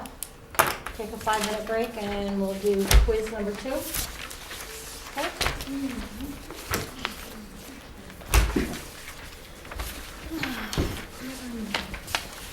Walk around a little bit, get your brain working again.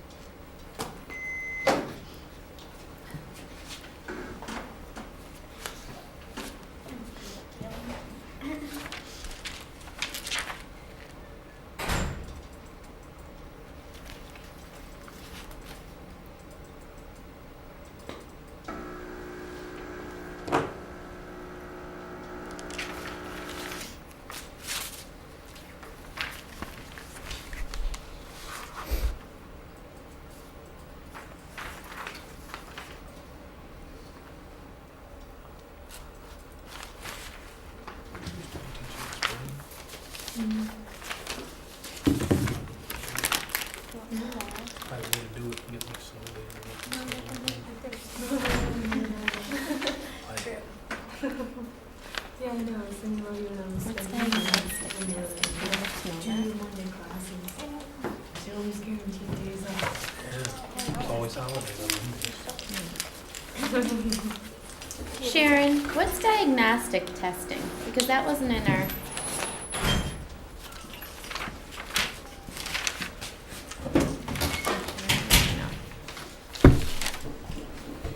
Diagnostic testing. 'Cause it's here, but it's not. Screening and diagnostic, the difference between them.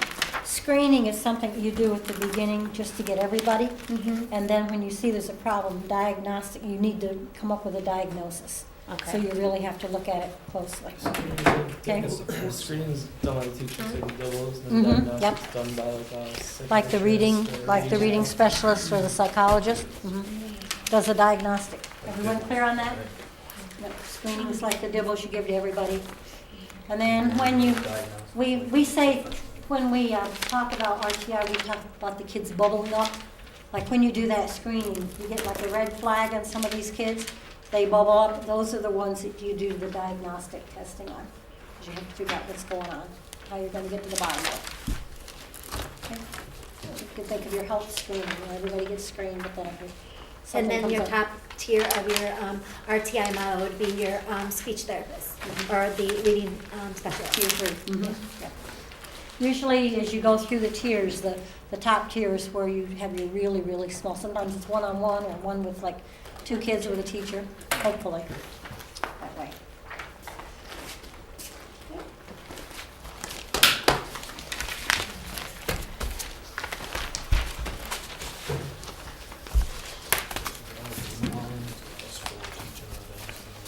Oh yeah, you know that we're starting late, right? Okay.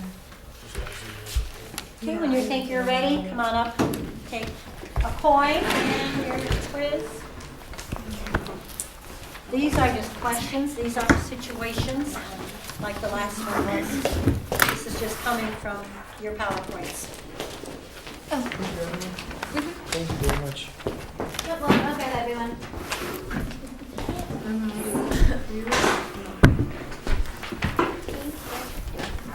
Okay.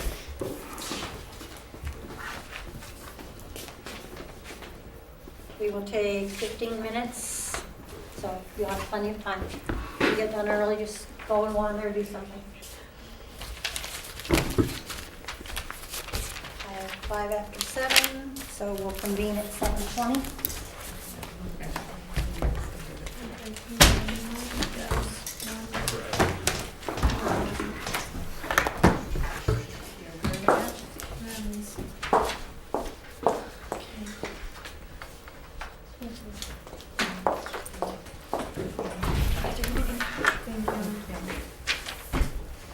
Hold your coin. Oh, I forgot about it.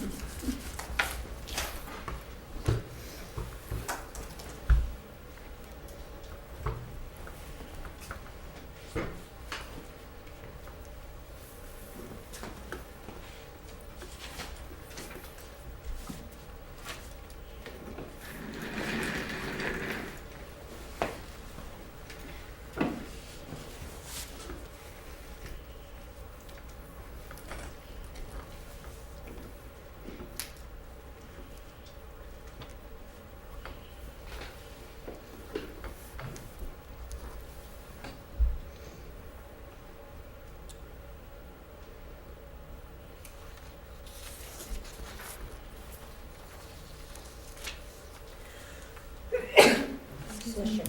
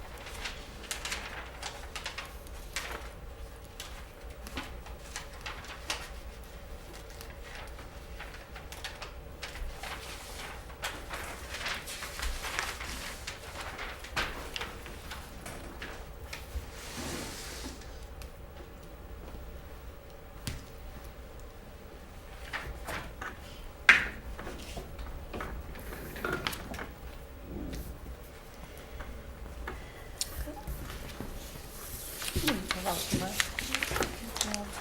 Probably about 7 minutes, yeah. Getting any warmer in here, or is it still cold? It's like ice. Still freezing?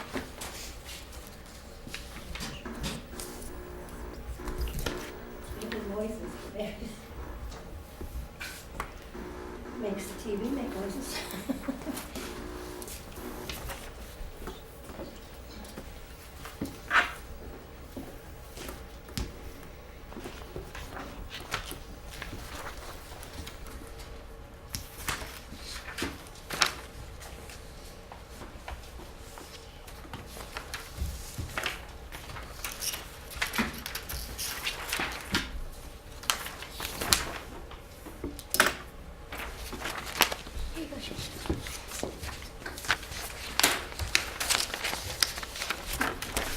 Not too bad?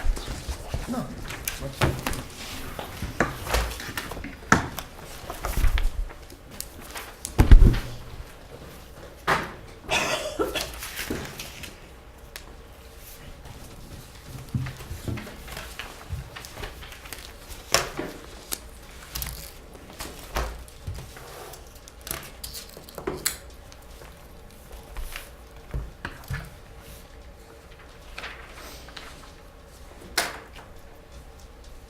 Did you go to the St. Patty's Parade?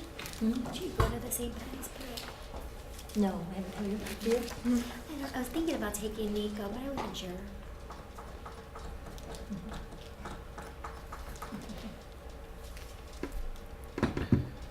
Is it this weekend?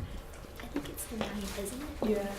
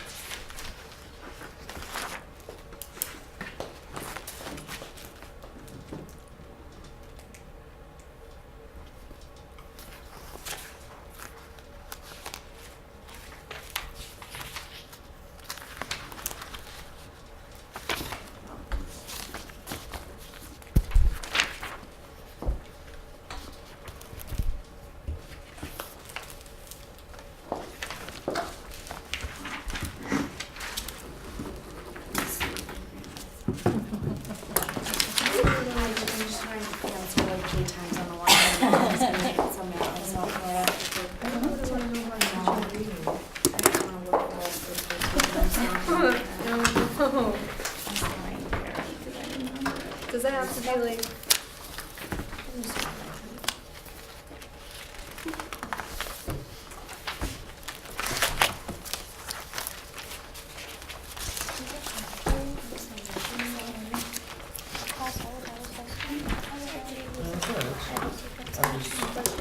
I'm just switching all this stuff around.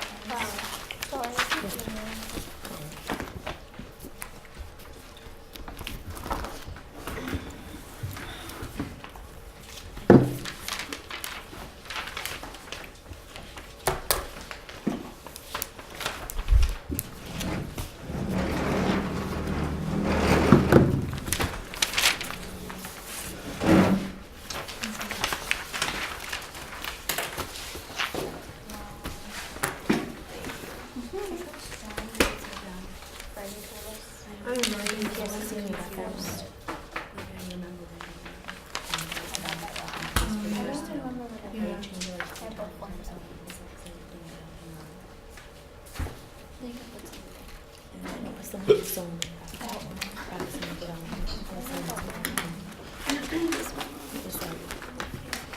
The independent level. I had no idea what you're talking about. Independent or instruction? Instruction. And then I got it wrong. I put independent I put independent. because I was thinking range of the child. So did it. I put independent because it's individual range of the child. Independence like 95 to 100% accuracy. Yeah. And then We're girls. instructional is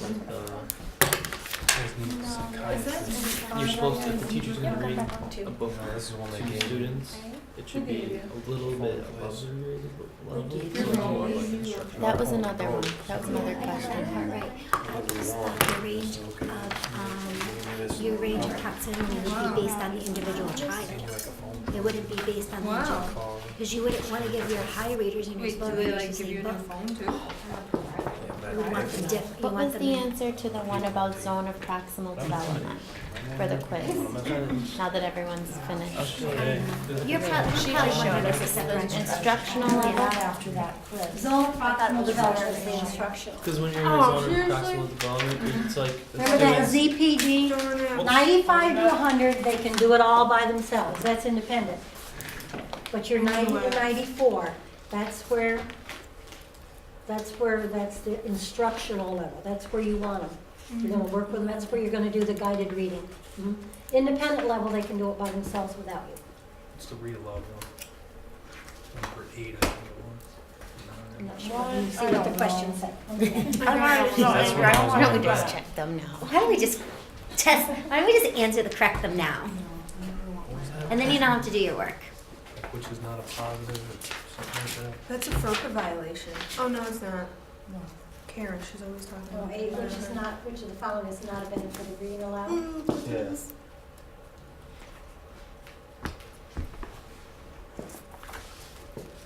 Not a benefit of reading aloud would be they get to practice their decoding skills. Yeah. Because decoding is where they're taking words apart, Yeah, that's okay? If you're reading aloud, people don't. Did I get that wrong? I probably got that wrong. I don't know what I'm talking about. It's progress. I already know. You really have to think, yeah. Okay, don't get nervous over the quizzes. They're only 10 points each. You have lots and lots of chances to bring those grades up. One is your lesson plan.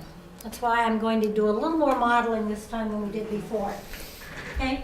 Now this is not my whole lesson plan. I'm just showing you this before, during, and after because they really want you to develop all of those things. So if I were going to do the fisherman and his wife, before reading, I went through and we call it debugged it. I went through and I picked out the vocabulary that I thought maybe the kids would have trouble with.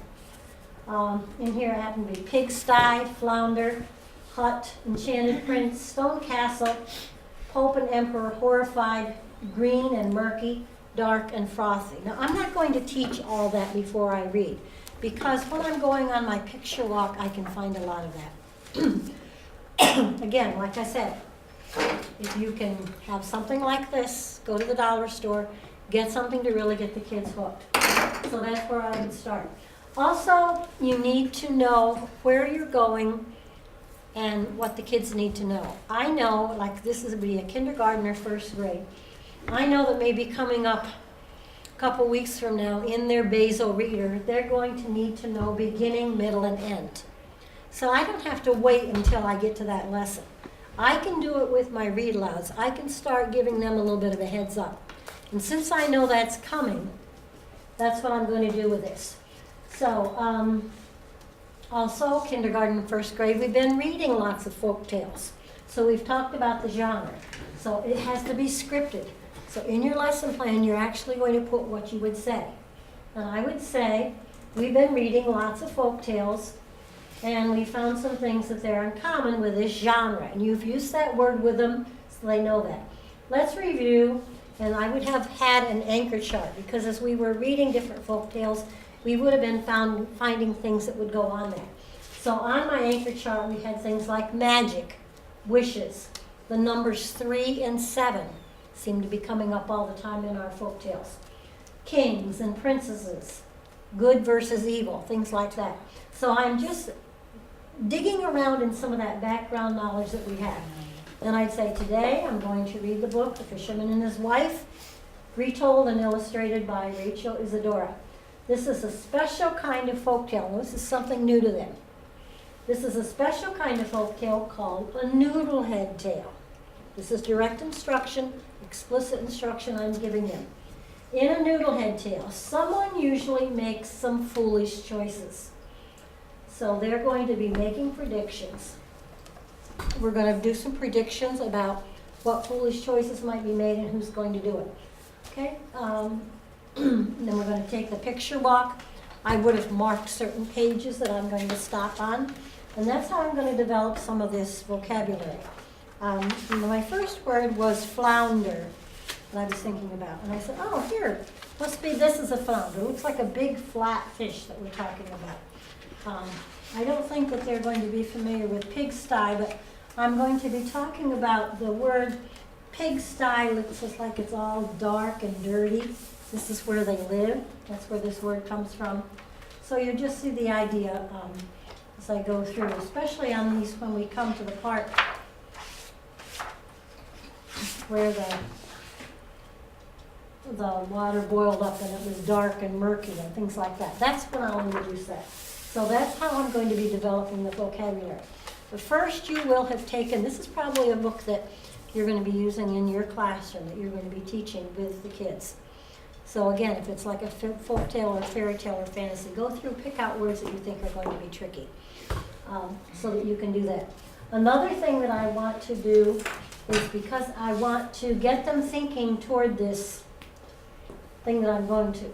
Questions and prompts for activating. Teacher talks. Say, looking at the picture on the cover, what do you think this story will be about? And again, you have to put exactly in your lesson plan what you're going to be saying if you want to get the full points. And you will have recorded their responses on a sticky note, and then try to imagine what is going on in the story. Turn and talk. You want to give the kids a chance to do that to the person next to you about what might happen. And then you're going to share a few and record it on the sticky notes. Okay? Any ideas? There's all kinds of before reading activities to do. I gave you a few last week in a handout, and you can find them in lots of other places too. Okay? So you get them all set up for that. You can talk a little bit about what they know about fishing. That helps to get them going. So then during the reading, the concept that and this is going to come from my assessment anchors or whatever you're using for their retelling, beginning, middle, and end. I'm going to say, I'm going to read the story of the fisherman and his wife. Stories can be divided into, and they don't know this yet, beginning, middle, and end. In the beginning, the author usually lets us know the setting and who the main characters are. We may also get a clue to what the problem is. In the middle, the characters are going to do many things to solve the problem. In the end, we're going to find out how the problem is finally solved and how the story ends. As I read, I'm going to use sticky notes to help me remember the events of the story. After hearing the story, you will write and draw portions about the story, so listen carefully. So I'm going to read the story, and I'm going to stop at different parts and put sticky notes up there. So they have a little bit of a framework, because they're not going to be able to do this by themselves. So I'm going to develop all that during reading. So then after reading, some of the things I might do, and this was from a PSSA booklet that they had to do. I was looking at Common Core, and it's one of the things in kindergarten that the Common Core is asking them to do. So think about the story you just heard. Let's go back and review the parts. So you would go back and review this with it. In front of you is a sheet of paper that is divided into 3 numbered sections. Point to each section as you explain it. In section 1, you will draw a picture about the beginning. Section 2, you draw a picture about the middle, and so on. And then on the lines below, you're going to tell what it is about. When you are finished, you can retell your story. And so this is what their assignment is going to be. There is a rubric that I have up here that goes with it. A trifold, this was right from PSSA's. I did not develop a rubric myself. I did plagiarize and took one that was done. Okay? But we'll have time to develop ours together. So that's why if you have not talked to your cooperating teacher and know what book you're going to be doing, you need to get that done soon so that we can come here and mull it over together and come up with some ideas of how to do that. Okay? Then to go on with some more after reading, some center activities I have. These are puzzles, and this is from the Florida site. Puzzle pieces, you just write stone castle on one side and then they draw on the other side. There's a vocabulary star, where they put the word in the middle and then synonym, antonym. This is a really fun thing. You put the high frequency words. Again, this would be in the center. Bless you. Thank you. The high frequency words, you can just put them on paper fish. This happened to come with a set. And then you put a magnet on here, and they work with a partner and fish for the high frequency words. Again, a good way for them to do that. And like I said, there's all kinds of ideas out there to do. This is just a couple of them. Sharon, I have a question. We need a rubric for ours. Rubric. Mm-hmm. So we have to test them. So we're doing a full out lesson plan from beginning to end. Right. You're going to be doing, what is it, 5 of them? Or 4 of them? Because you're doing some here. Yeah, that's for the in-classroom, right? Because But I you already talked to my teacher, and she wanted me to do it like with their reading, and I'm just gonna be doing like a vocab. Well, I'll just talk to you afterwards because I'm kind of like concerned about that. Because I don't even think like I'm doing a lesson. Okay. But it's what she wants me to do. You have to develop a lesson to turn into me. You might Yeah. only be doing part of it in the classroom. But again, I can help you with that too. Okay. Okay? So that's true. Because depending on how much time your teacher is going to give you, you know, this would be probably over a couple of days with my kids. So, but you do have to have the whole lesson shown there. And then you might just be doing part of it. Okay. Okay? But I want you to see what, you know, what. And you would like, so like before reading, and you would, it's definitely a book, and then after reading, like Yep. an activity. Yep, you need And to the show in activity your has lesson to plan be- before, during, and after. And the activity has to be assessed some way. Mm-hmm. Right. Yeah, we will be designing rubrics to go along with it. Okay, I have a couple different rubric books that I'll bring in and we'll work together on that. All right. Okay. Questions on the lesson plan?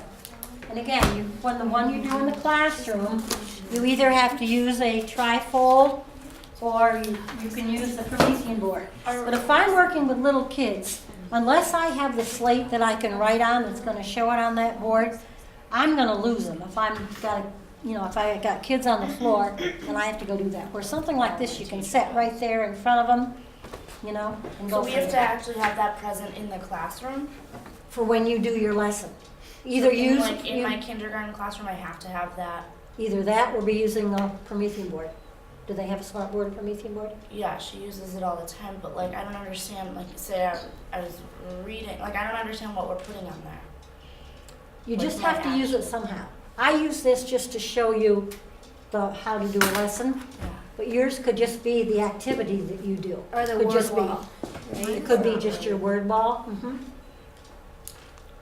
I could So it's like your activity, So like basically. what? It's your But activity yeah, for your that has lesson. to be your that has activity. to be our activity, or can it just be like a review? Like can I like do we just have to incorporate that some way into our lesson? Like I Somehow. can even write Mhm. like words or like predictions or something on it. It doesn't have to be the activity on it. Right, just make sure that you're not gonna lose the kids when you're doing it. Oh, that's Yeah, what. what grade level? It's Third, my right? teacher. No, I'm in kindergarten, and Kindergarten. that's all she uses, and it's just. If the kids are used to it, you know, are they with it or are they not? I mean, They're not at all. Yeah. But So you don't want whoever's coming to observe you yeah, to see that happening with you. she knows already of it. But yeah, I want them to be involved with it. Mhm. You know, for myself, I find these to work better with little kids especially, something like that, because you've got them right there and they could be coming up and sticking something up there, you know, and you're not losing everybody else. But use your own judgment. And again, once you pick the book and know, that's why I say bring it in and we can go through and figure a lot of those things out together so that you have a good, strong lesson. Questions? Any questions, concerns? I don't think my lesson's right. I just don't know how I'm Okay. gonna come I really up don't. We'll bring it next Monday. Well, no, I'm gonna be doing it like Oh, you're doing it before then? I'm not doing it. I'm doing it in like March. because she's Okay. giving it to you. She won't expect Yeah, like she wants. Like Did she she told tell me what you she what wanted it me is? to do. Yeah. Is it a story or is it No, to go it's with like a story? I'm working with their vocab that she usually like. I'm in the learning support, so like during their intervention, she takes. I think it's like 4 kids are left in the room, and she just works on the vocab that she has from the story. So she just wants me to do one of their strategies that they do, which is just like a worksheet that they have to like write the word in the middle, draw a picture, come up with a synonym, write it in a sentence, and define it. I didn't say that. Okay. And that's just what she wants me to do. Okay, so if that's all you do, but you need to bring the story to class. Well, it's gonna come from their textbook. Yeah, can you bring one of their textbooks? Yeah, probably. You know, then we can look at the story and then we can talk about what you would do if you were doing a whole lesson. We can talk about what you would do before, during, and after. Alright. Okay, you would probably do something to introduce that vocabulary. Well, we Right. have to really look at the vocabulary and see what it is first. And That's what, Think yeah, about how she's you gonna do give it. me the vocab like the week before so I can even get ready and like come up with my own stuff for yeah. it. Mhm. But that's what like I even thought like I didn't really come up with it, you know what I mean? Like she Mhm. has the work she's already done, but I can't really Yeah. do anything because then like they're all worried about PSSAs and Yeah. I Okay. think like their intervention's only like legit 15 minutes. So we will make a fake lesson plan okay. of what you would do if you had free reign. Okay. So you would build on top of what she gives you to do. All right. Okay? And then my field advisor, like, should I tell him that that's all I'm doing? Because I feel bad that he kind of has to like come in and sit and watch it. Yeah, tell him that that's, you know, because that's what your cooperating teacher asked you to do, and explain that you are going to do a full-fledged lesson plan to hand in to me. Okay. But But it's all that he fake has one, to do- right? Like the Mhm. fake full-fledged. Mhm. Okay. All he's going to do is Mhm. watch you and see how you, he's going to grade you on how you do your presentation. Okay. I'm the one who grades the lesson plan, so, All right. okay? Okay. All right? Okay. Last thing we're going to look at is vocabulary.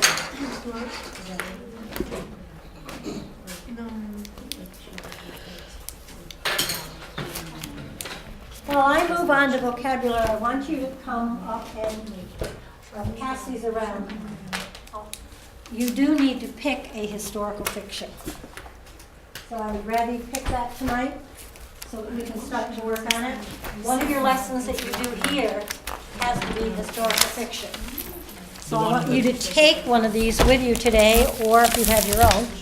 The one in the classroom that we do is it's like a read aloud that we can pick whatever book we want, right? Pretty much, mhm. Yeah. I think I have one on. But you need to bring it in, and we can look at it first and see. Yeah, the one that you do in the classroom should go along with something that that classroom teacher is doing. So take a few minutes, pass those around. Pick one that you would take with you.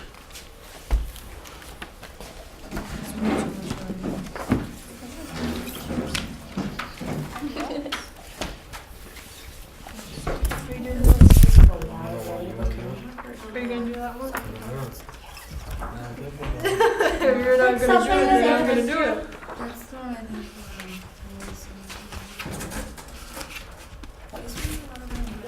I know.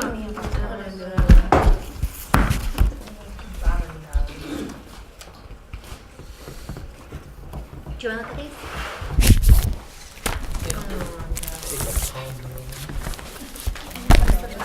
You don't want to do these?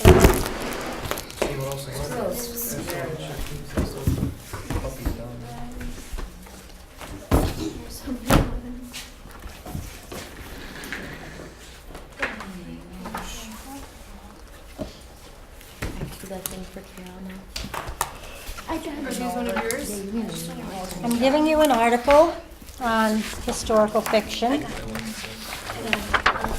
of 10, 10 out of 10, 9 out of 10, 9 out of 10. There are 3 parts in this. Just the one you Phase 1, 2, and 3, and you need to sign up on the board. Just put your name under one of those phases. This will be a little assignment for next time. Right now? Yeah. Or do you want us to read this or just? No, you don't have to read it. Just No. Steph, will you put that in the little, please? Which one do you want? Looks, I I don't don't know, know, 3. I like the Underground Railroad. Want to get I like two? sleeves. Whatever you want, Steph. Probably not a good thing to say. Okay, I like learning about them. I want to read this one, but I don't want to.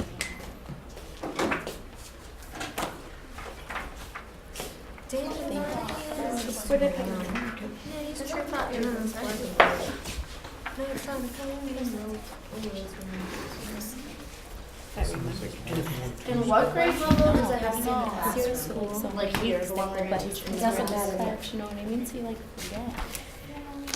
what grade level are these books? These could be used in second, third, fourth grade, Are you chocolate or candy? because you're going to be reading it. No, because I was gonna tell you like I was gonna find like some stuff in the news. Take them to Lotus C. You're okay, set, you have one? Anybody need more to look at, or? Anybody want to? Go stranger. I would do so. I love Kristen Allen. Ooh, this one's one of them. He's like the Polar Express. I wanna really Sweetest Thing, Jumanji. Okay. What are we doing with this article? We're going to break it up into 3 parts for next time, so there's 3 sections in there. Phase 1, Phase 2, and Phase 3. So you just have to sign up the one that you want to read about and be ready to share.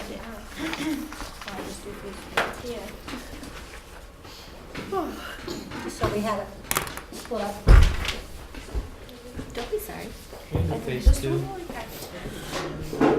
Phase 2.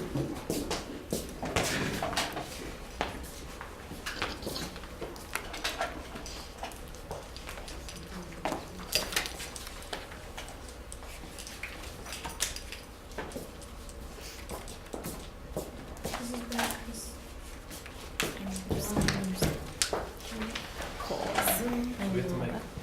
There's nothing in store, I gotta order them online. On this? Oh, they don't have anything there? Like all cooked over right now. I think it'd be a good start. I used to hit those. I always get the best ones. I love colas. It's like a hidden gold mine. So you have to come up and sign up for Phase 1, 2, or 3. That will be your part to read in the article. And be ready to, or make a little poster with the other people. So just take some notes on it. Well, you don't have to read the whole article, just your part. I gave you a nice one. I think you have one here. So we're gonna like read our phase and then just do like a little. Take some little notes on it, and you'll probably create a poster with the other people that are in your group.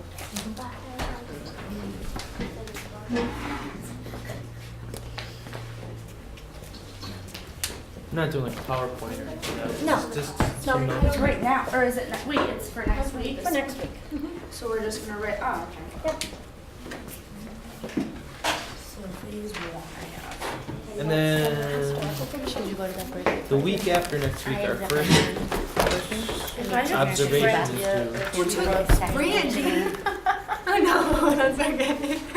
Do you want that one? I don't care. Whatever you want. No, I don't care either. If you want that one, go ahead. Because if not, I'm gonna read this one. No, it's okay. Take it. Rock, paper, scissors. You want to They take came 2 back, for that the was so short? funny because I was gonna look at it again. I'm like, where is it? This is a control professional. You gotta make Okay, I'm going to start with a read aloud. Miss Elanius, a vocabulary disaster. And your book mentions this. Extra, extra, extra credit for Mrs. Page's 5th grade students. Open the dictionary to the A section and write a sentence using 3 words that begin with the letter A.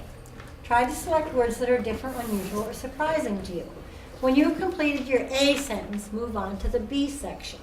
Continue writing 1 sentence using 3 words from each letter until you complete the alphabet.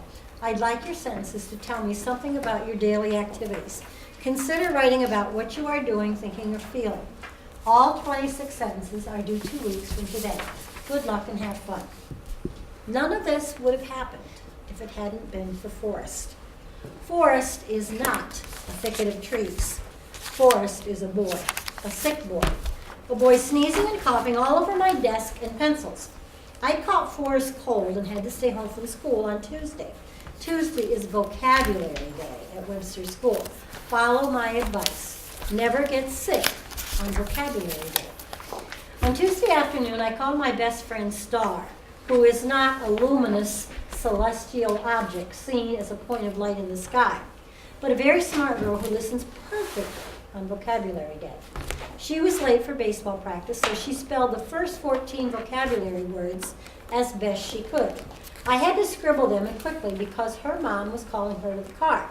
The last one's Miss Elanius, Star yelled. I gotta go. I hope you feel better tomorrow, Sage. And she hung up the phone with a crash. And this is the way she wrote it. Miss Elaine's. I didn't feel much better on Wednesday, so my mom called Mrs. Page, who is not a single sheet of printed paper, usually found bound in a book. She's my teacher. And actually, Mrs. Page is a good name for her because she reads to us every day. My mom told her, yes, I had my math problems and vocabulary words, and yes, I would get better soon. Every week, Mrs. Page gives us a list of words with a theme like story writing, or musical performance, or electricity.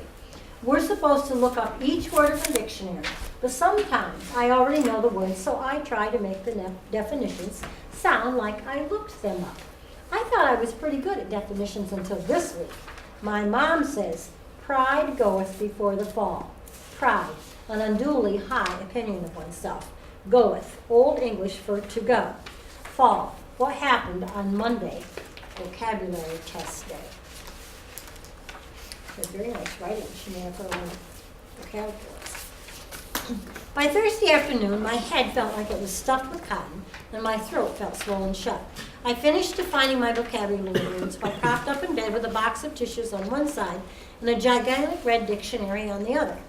It's hard to look up words in a huge book while you're in bed blowing your nose, so I made my own dictionary language for as many of them as I could.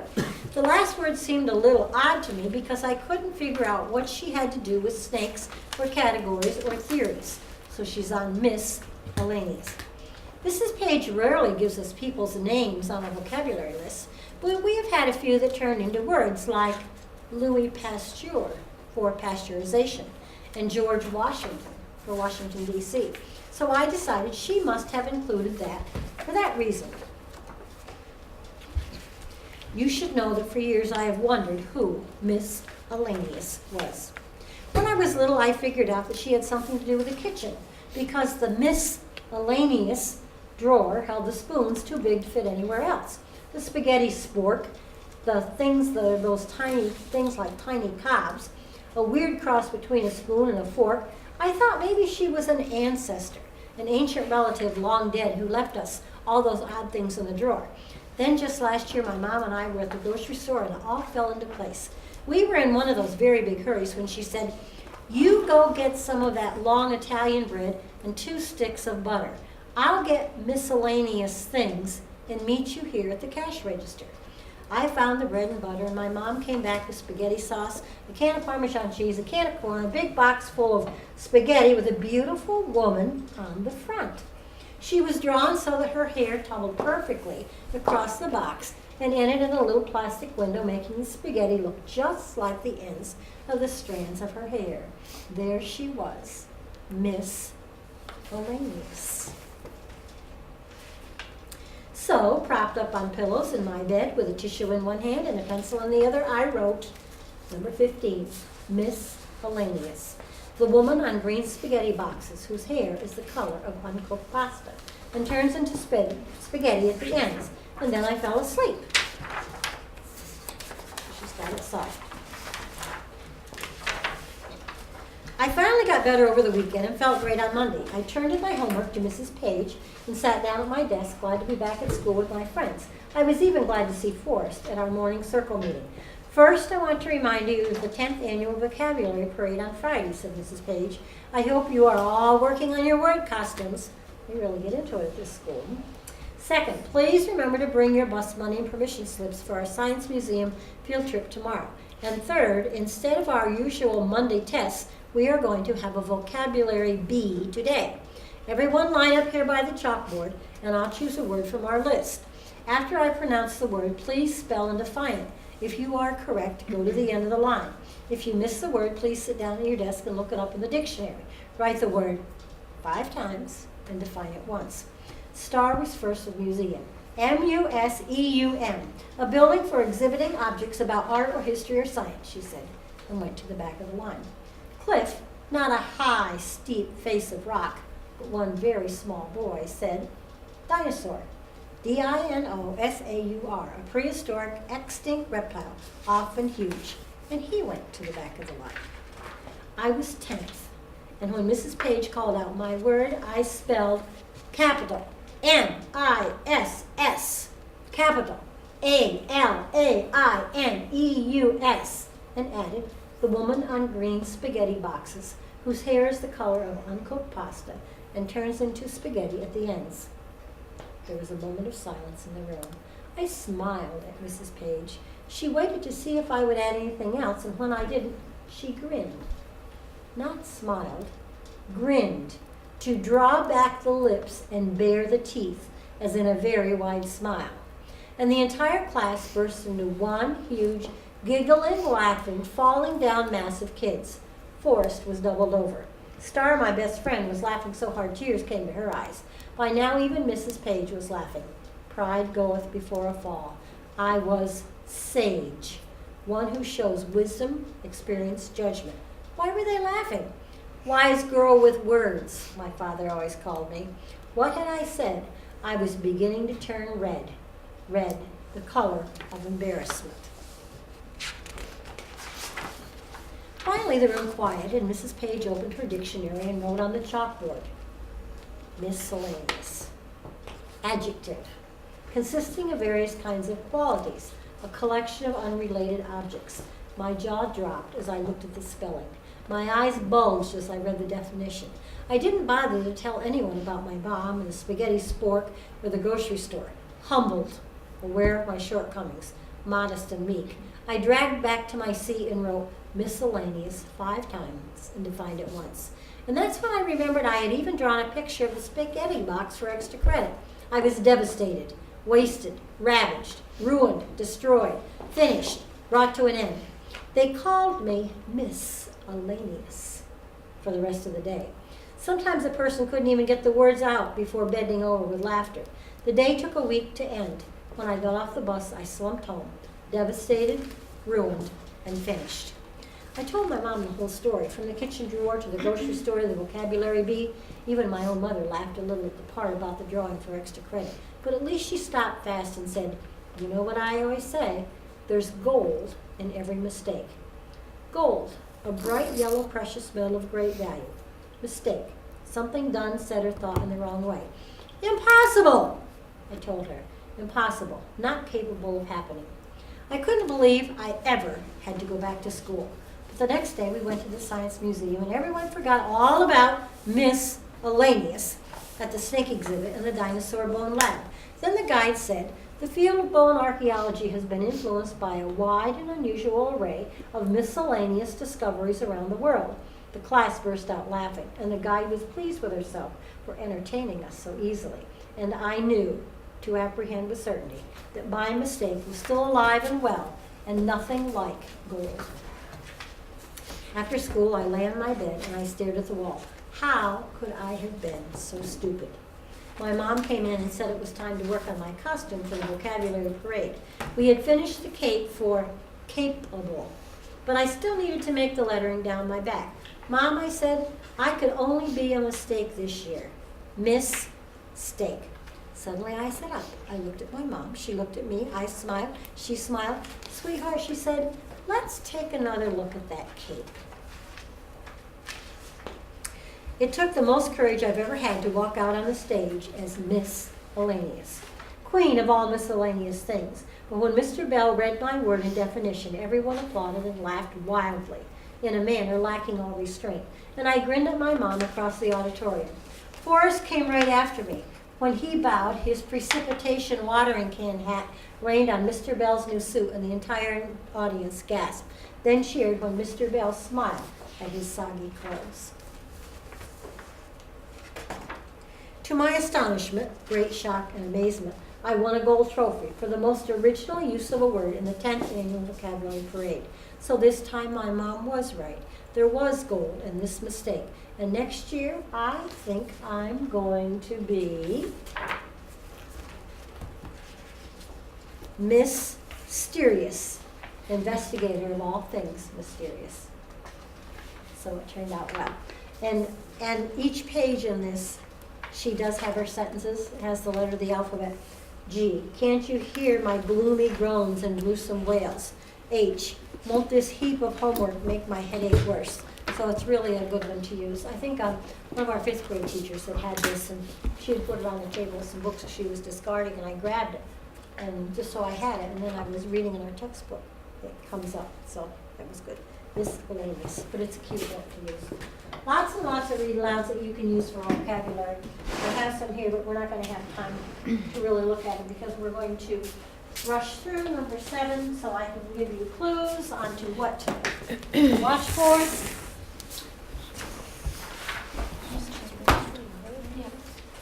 I was app and it connects and your Excel market in there and it colonizes it.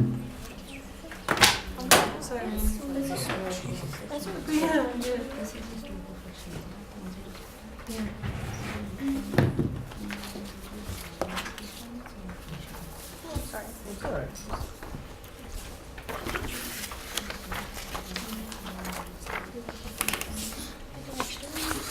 Lots of words here, how language develops. First, they hear it, they put the sounds together, then they put words together, then they have conversation. And the last one, the pragmatics, they understand all the rules. This is not something you will have to have memorized. It's important that you know that this is what happens. We've talked quite a bit about the early childhood, so you can see how they hear it and they're putting the sounds together. We've talked about that before. Okay.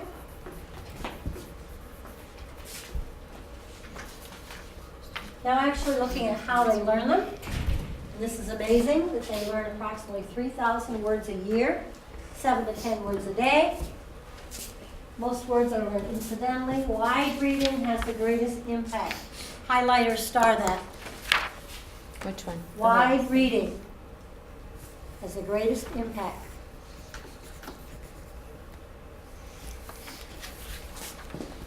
And words are learned in and out of school.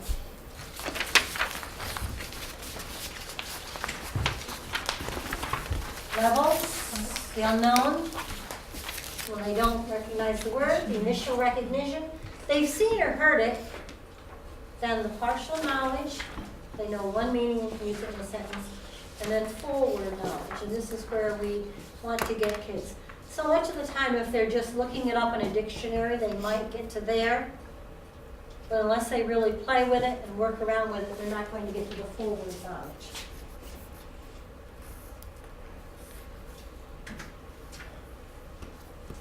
Highlight this whole first bullet. Reading is the single largest source of vocabulary growth for students, especially after 3rd grade. The amount of time spent reading independently is the best predictor of vocabulary, 2nd through 3rd grade. Again, give them those miles on the page. They have to have it.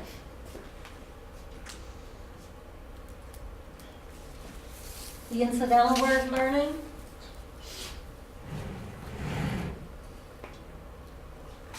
Just picking it up by reading. Reading workshop helps because they get to talk about it. They get to choose their own books. But they actually do need to have some strategies taught.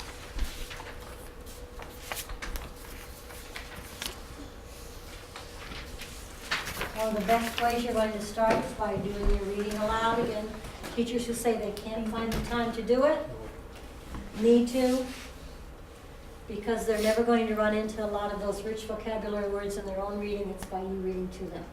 Thinking aloud as you're reading, especially important for the younger ones or the struggling readers, because they typically read fewer books.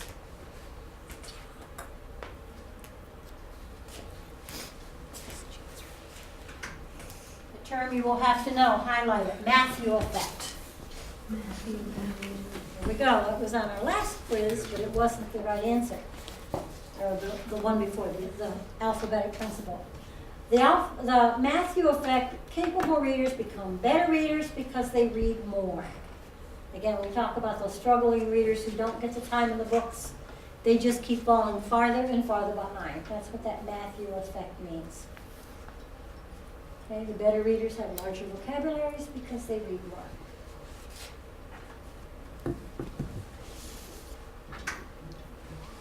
Read this through. There's been a lot of research done on this. Difference between the welfare family who doesn't speak to their children as the difference in the professional. Look at that gap between 3 million and 11 million. By age 4, the gap grows to 13 versus 45 million.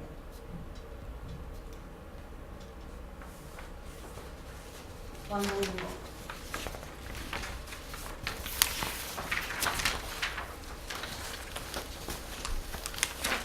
A little more on that.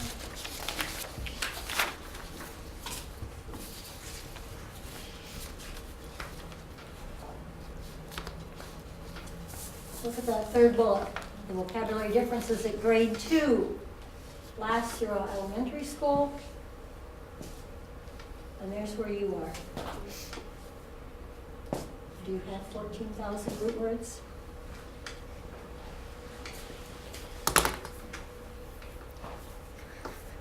Guidelines for teaching. And there we are. Oh.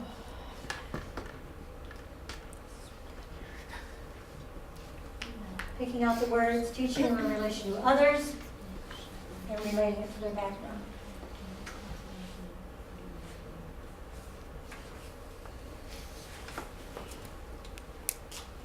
Make sure you're using them in your post-reading discussions. You want to awaken that interest.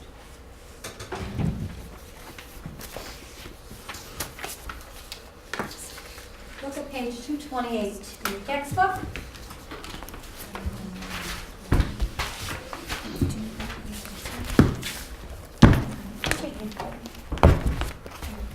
Thank you.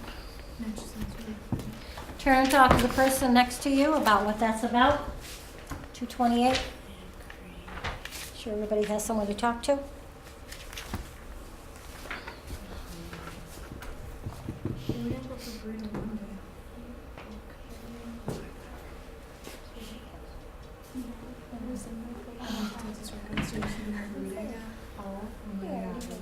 Just different ways, right? Is that what we're reading? Different ways of teaching vocabulary. Yes. To keep them engaged. This chapter has a lot of things that you can be able to use for your vocabulary lesson. And it talks about those, the different word posters, word maps, word sorts. This is one that was from a book that I had with the vocabulary tree. Really what they were doing, it was for the root words, but I just put some of our terms here. What they did was they made little notebooks shaped like this, and the kids would be keeping the root words on there. This one comes from a book, Donovan's Word Jar, and he collected words that were interesting and important, and the kids love doing this. When you laminate it, laminate the two sides so it is clear. And sometimes they were using high-frequency words. Sometimes they were using words from their reading. So then they have them in the word jar, and then they can use them at writing time, too. They can take them and use them. So just, again, a fun little activity. What Emily was talking about, I think, is probably this Freyer model, where the word goes in the middle, when they have to do a synonym, an antonym, maybe an example, a non-example, or do a drawing about it. So that was just a couple lines. This is one where they just make a little mini book, so words that they don't know. And the kids really love making, you've probably seen the fortune tellers, where they can just put the words on the definitions, and then they can work with their friends in that. And I have all these in some lesson planning books. So when we actually get to that part, you can borrow those and we'll work on this.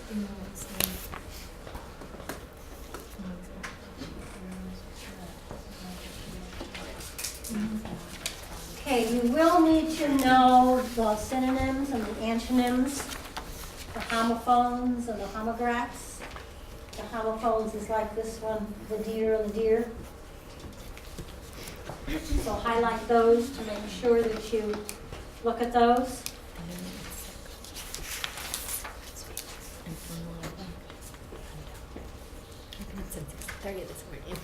What time? 6:30.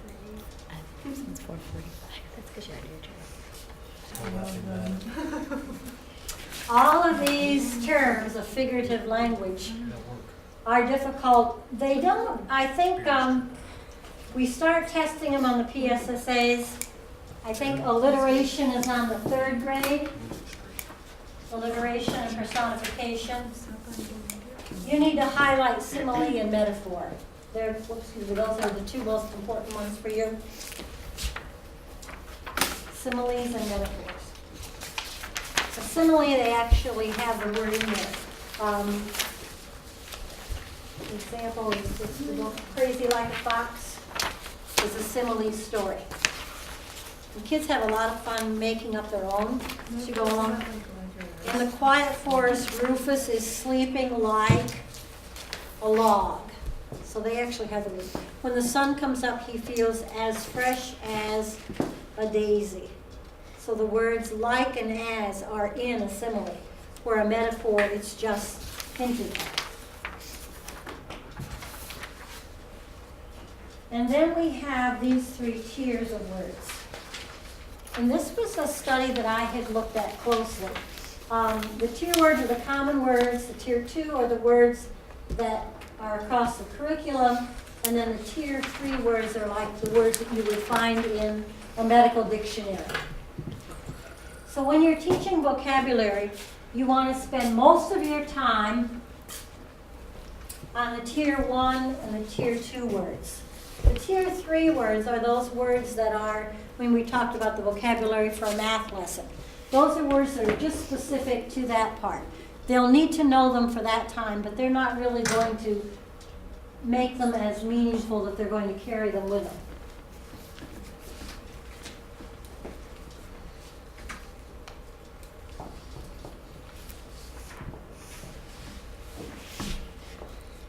Okay, when selecting words, again, you want the ones with a high utility. When I was selecting the words in my story, when I went through and debugged it, it was words that I thought they needed, words not defined in the text, and then those multiple meaning words.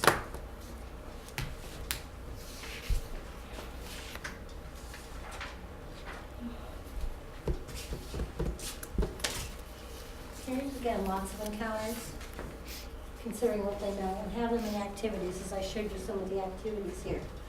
A lot of word sorts can be done with things like that too.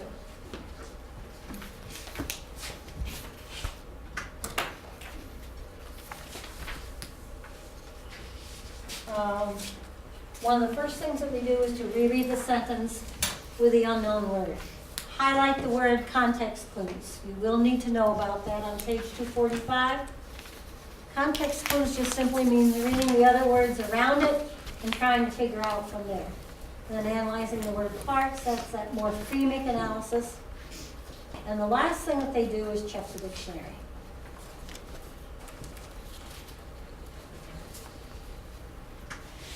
As far as assessing, they're keeping a journal of the words that they're having trouble with, things like this is part of assessing. Your observation, your rubrics, the test, quick writes, self-assessment. Closed activities is where you have a passage and you like leave out the every 5th word, and the kids have to pick a word that will go in there. The Dibbles measures now has a closed part to it. I will try to get some of those to let you see them. That's a new part of the Dibbles that they use at the higher grades.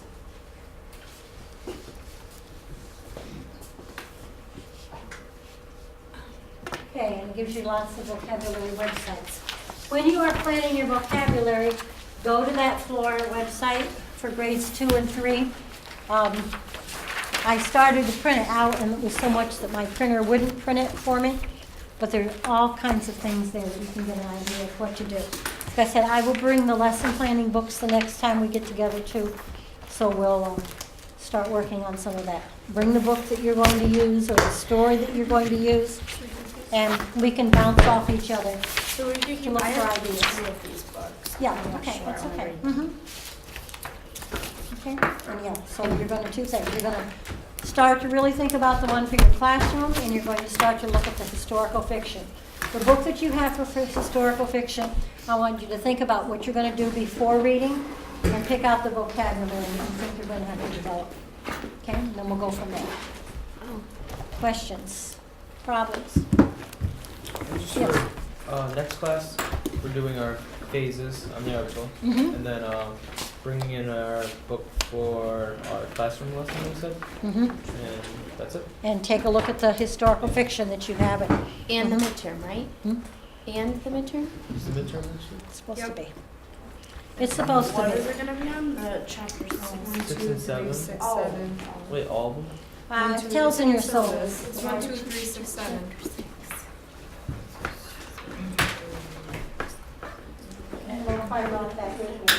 Check, it tells you right there in your syllabus, those chapters.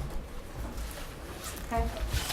And again, we've missed classes and everything, so work on it. I'll look at it and see if I can get around it, would you rather it be, but then we don't have class the next one after that, so it's really stretching it out pretty much. Okay. If you look at the things that I've told you to highlight in your PowerPoints, you should be okay.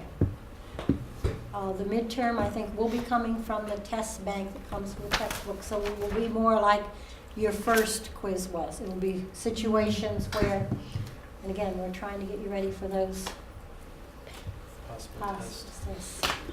Midterms next week too. Yeah, Okie dokie. okay.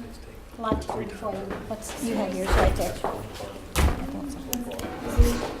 Just look at the show.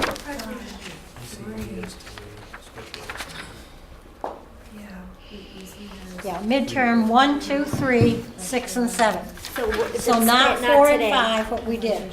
Yeah, not the quiz we took today, just our first quiz and the new stuff we just learned. Mhm. Okay. 1, 2, 3, 6, and 7. Okay? Wait, no, 1, 2, 3 is what we just did today. The quiz today. Yeah. Today was 6 and 7. Mhm. We did PowerPoint 6 and 7. And we did 1, 2, and 3. We did was 1, what 2, our and quiz 3. was. Mhm. Yeah, Well, you said that. I think the third one's are. but it's right on here, okay? All right, thank you. Uh-huh. Alrighty, thanks a lot. Lot to think about. Yeah.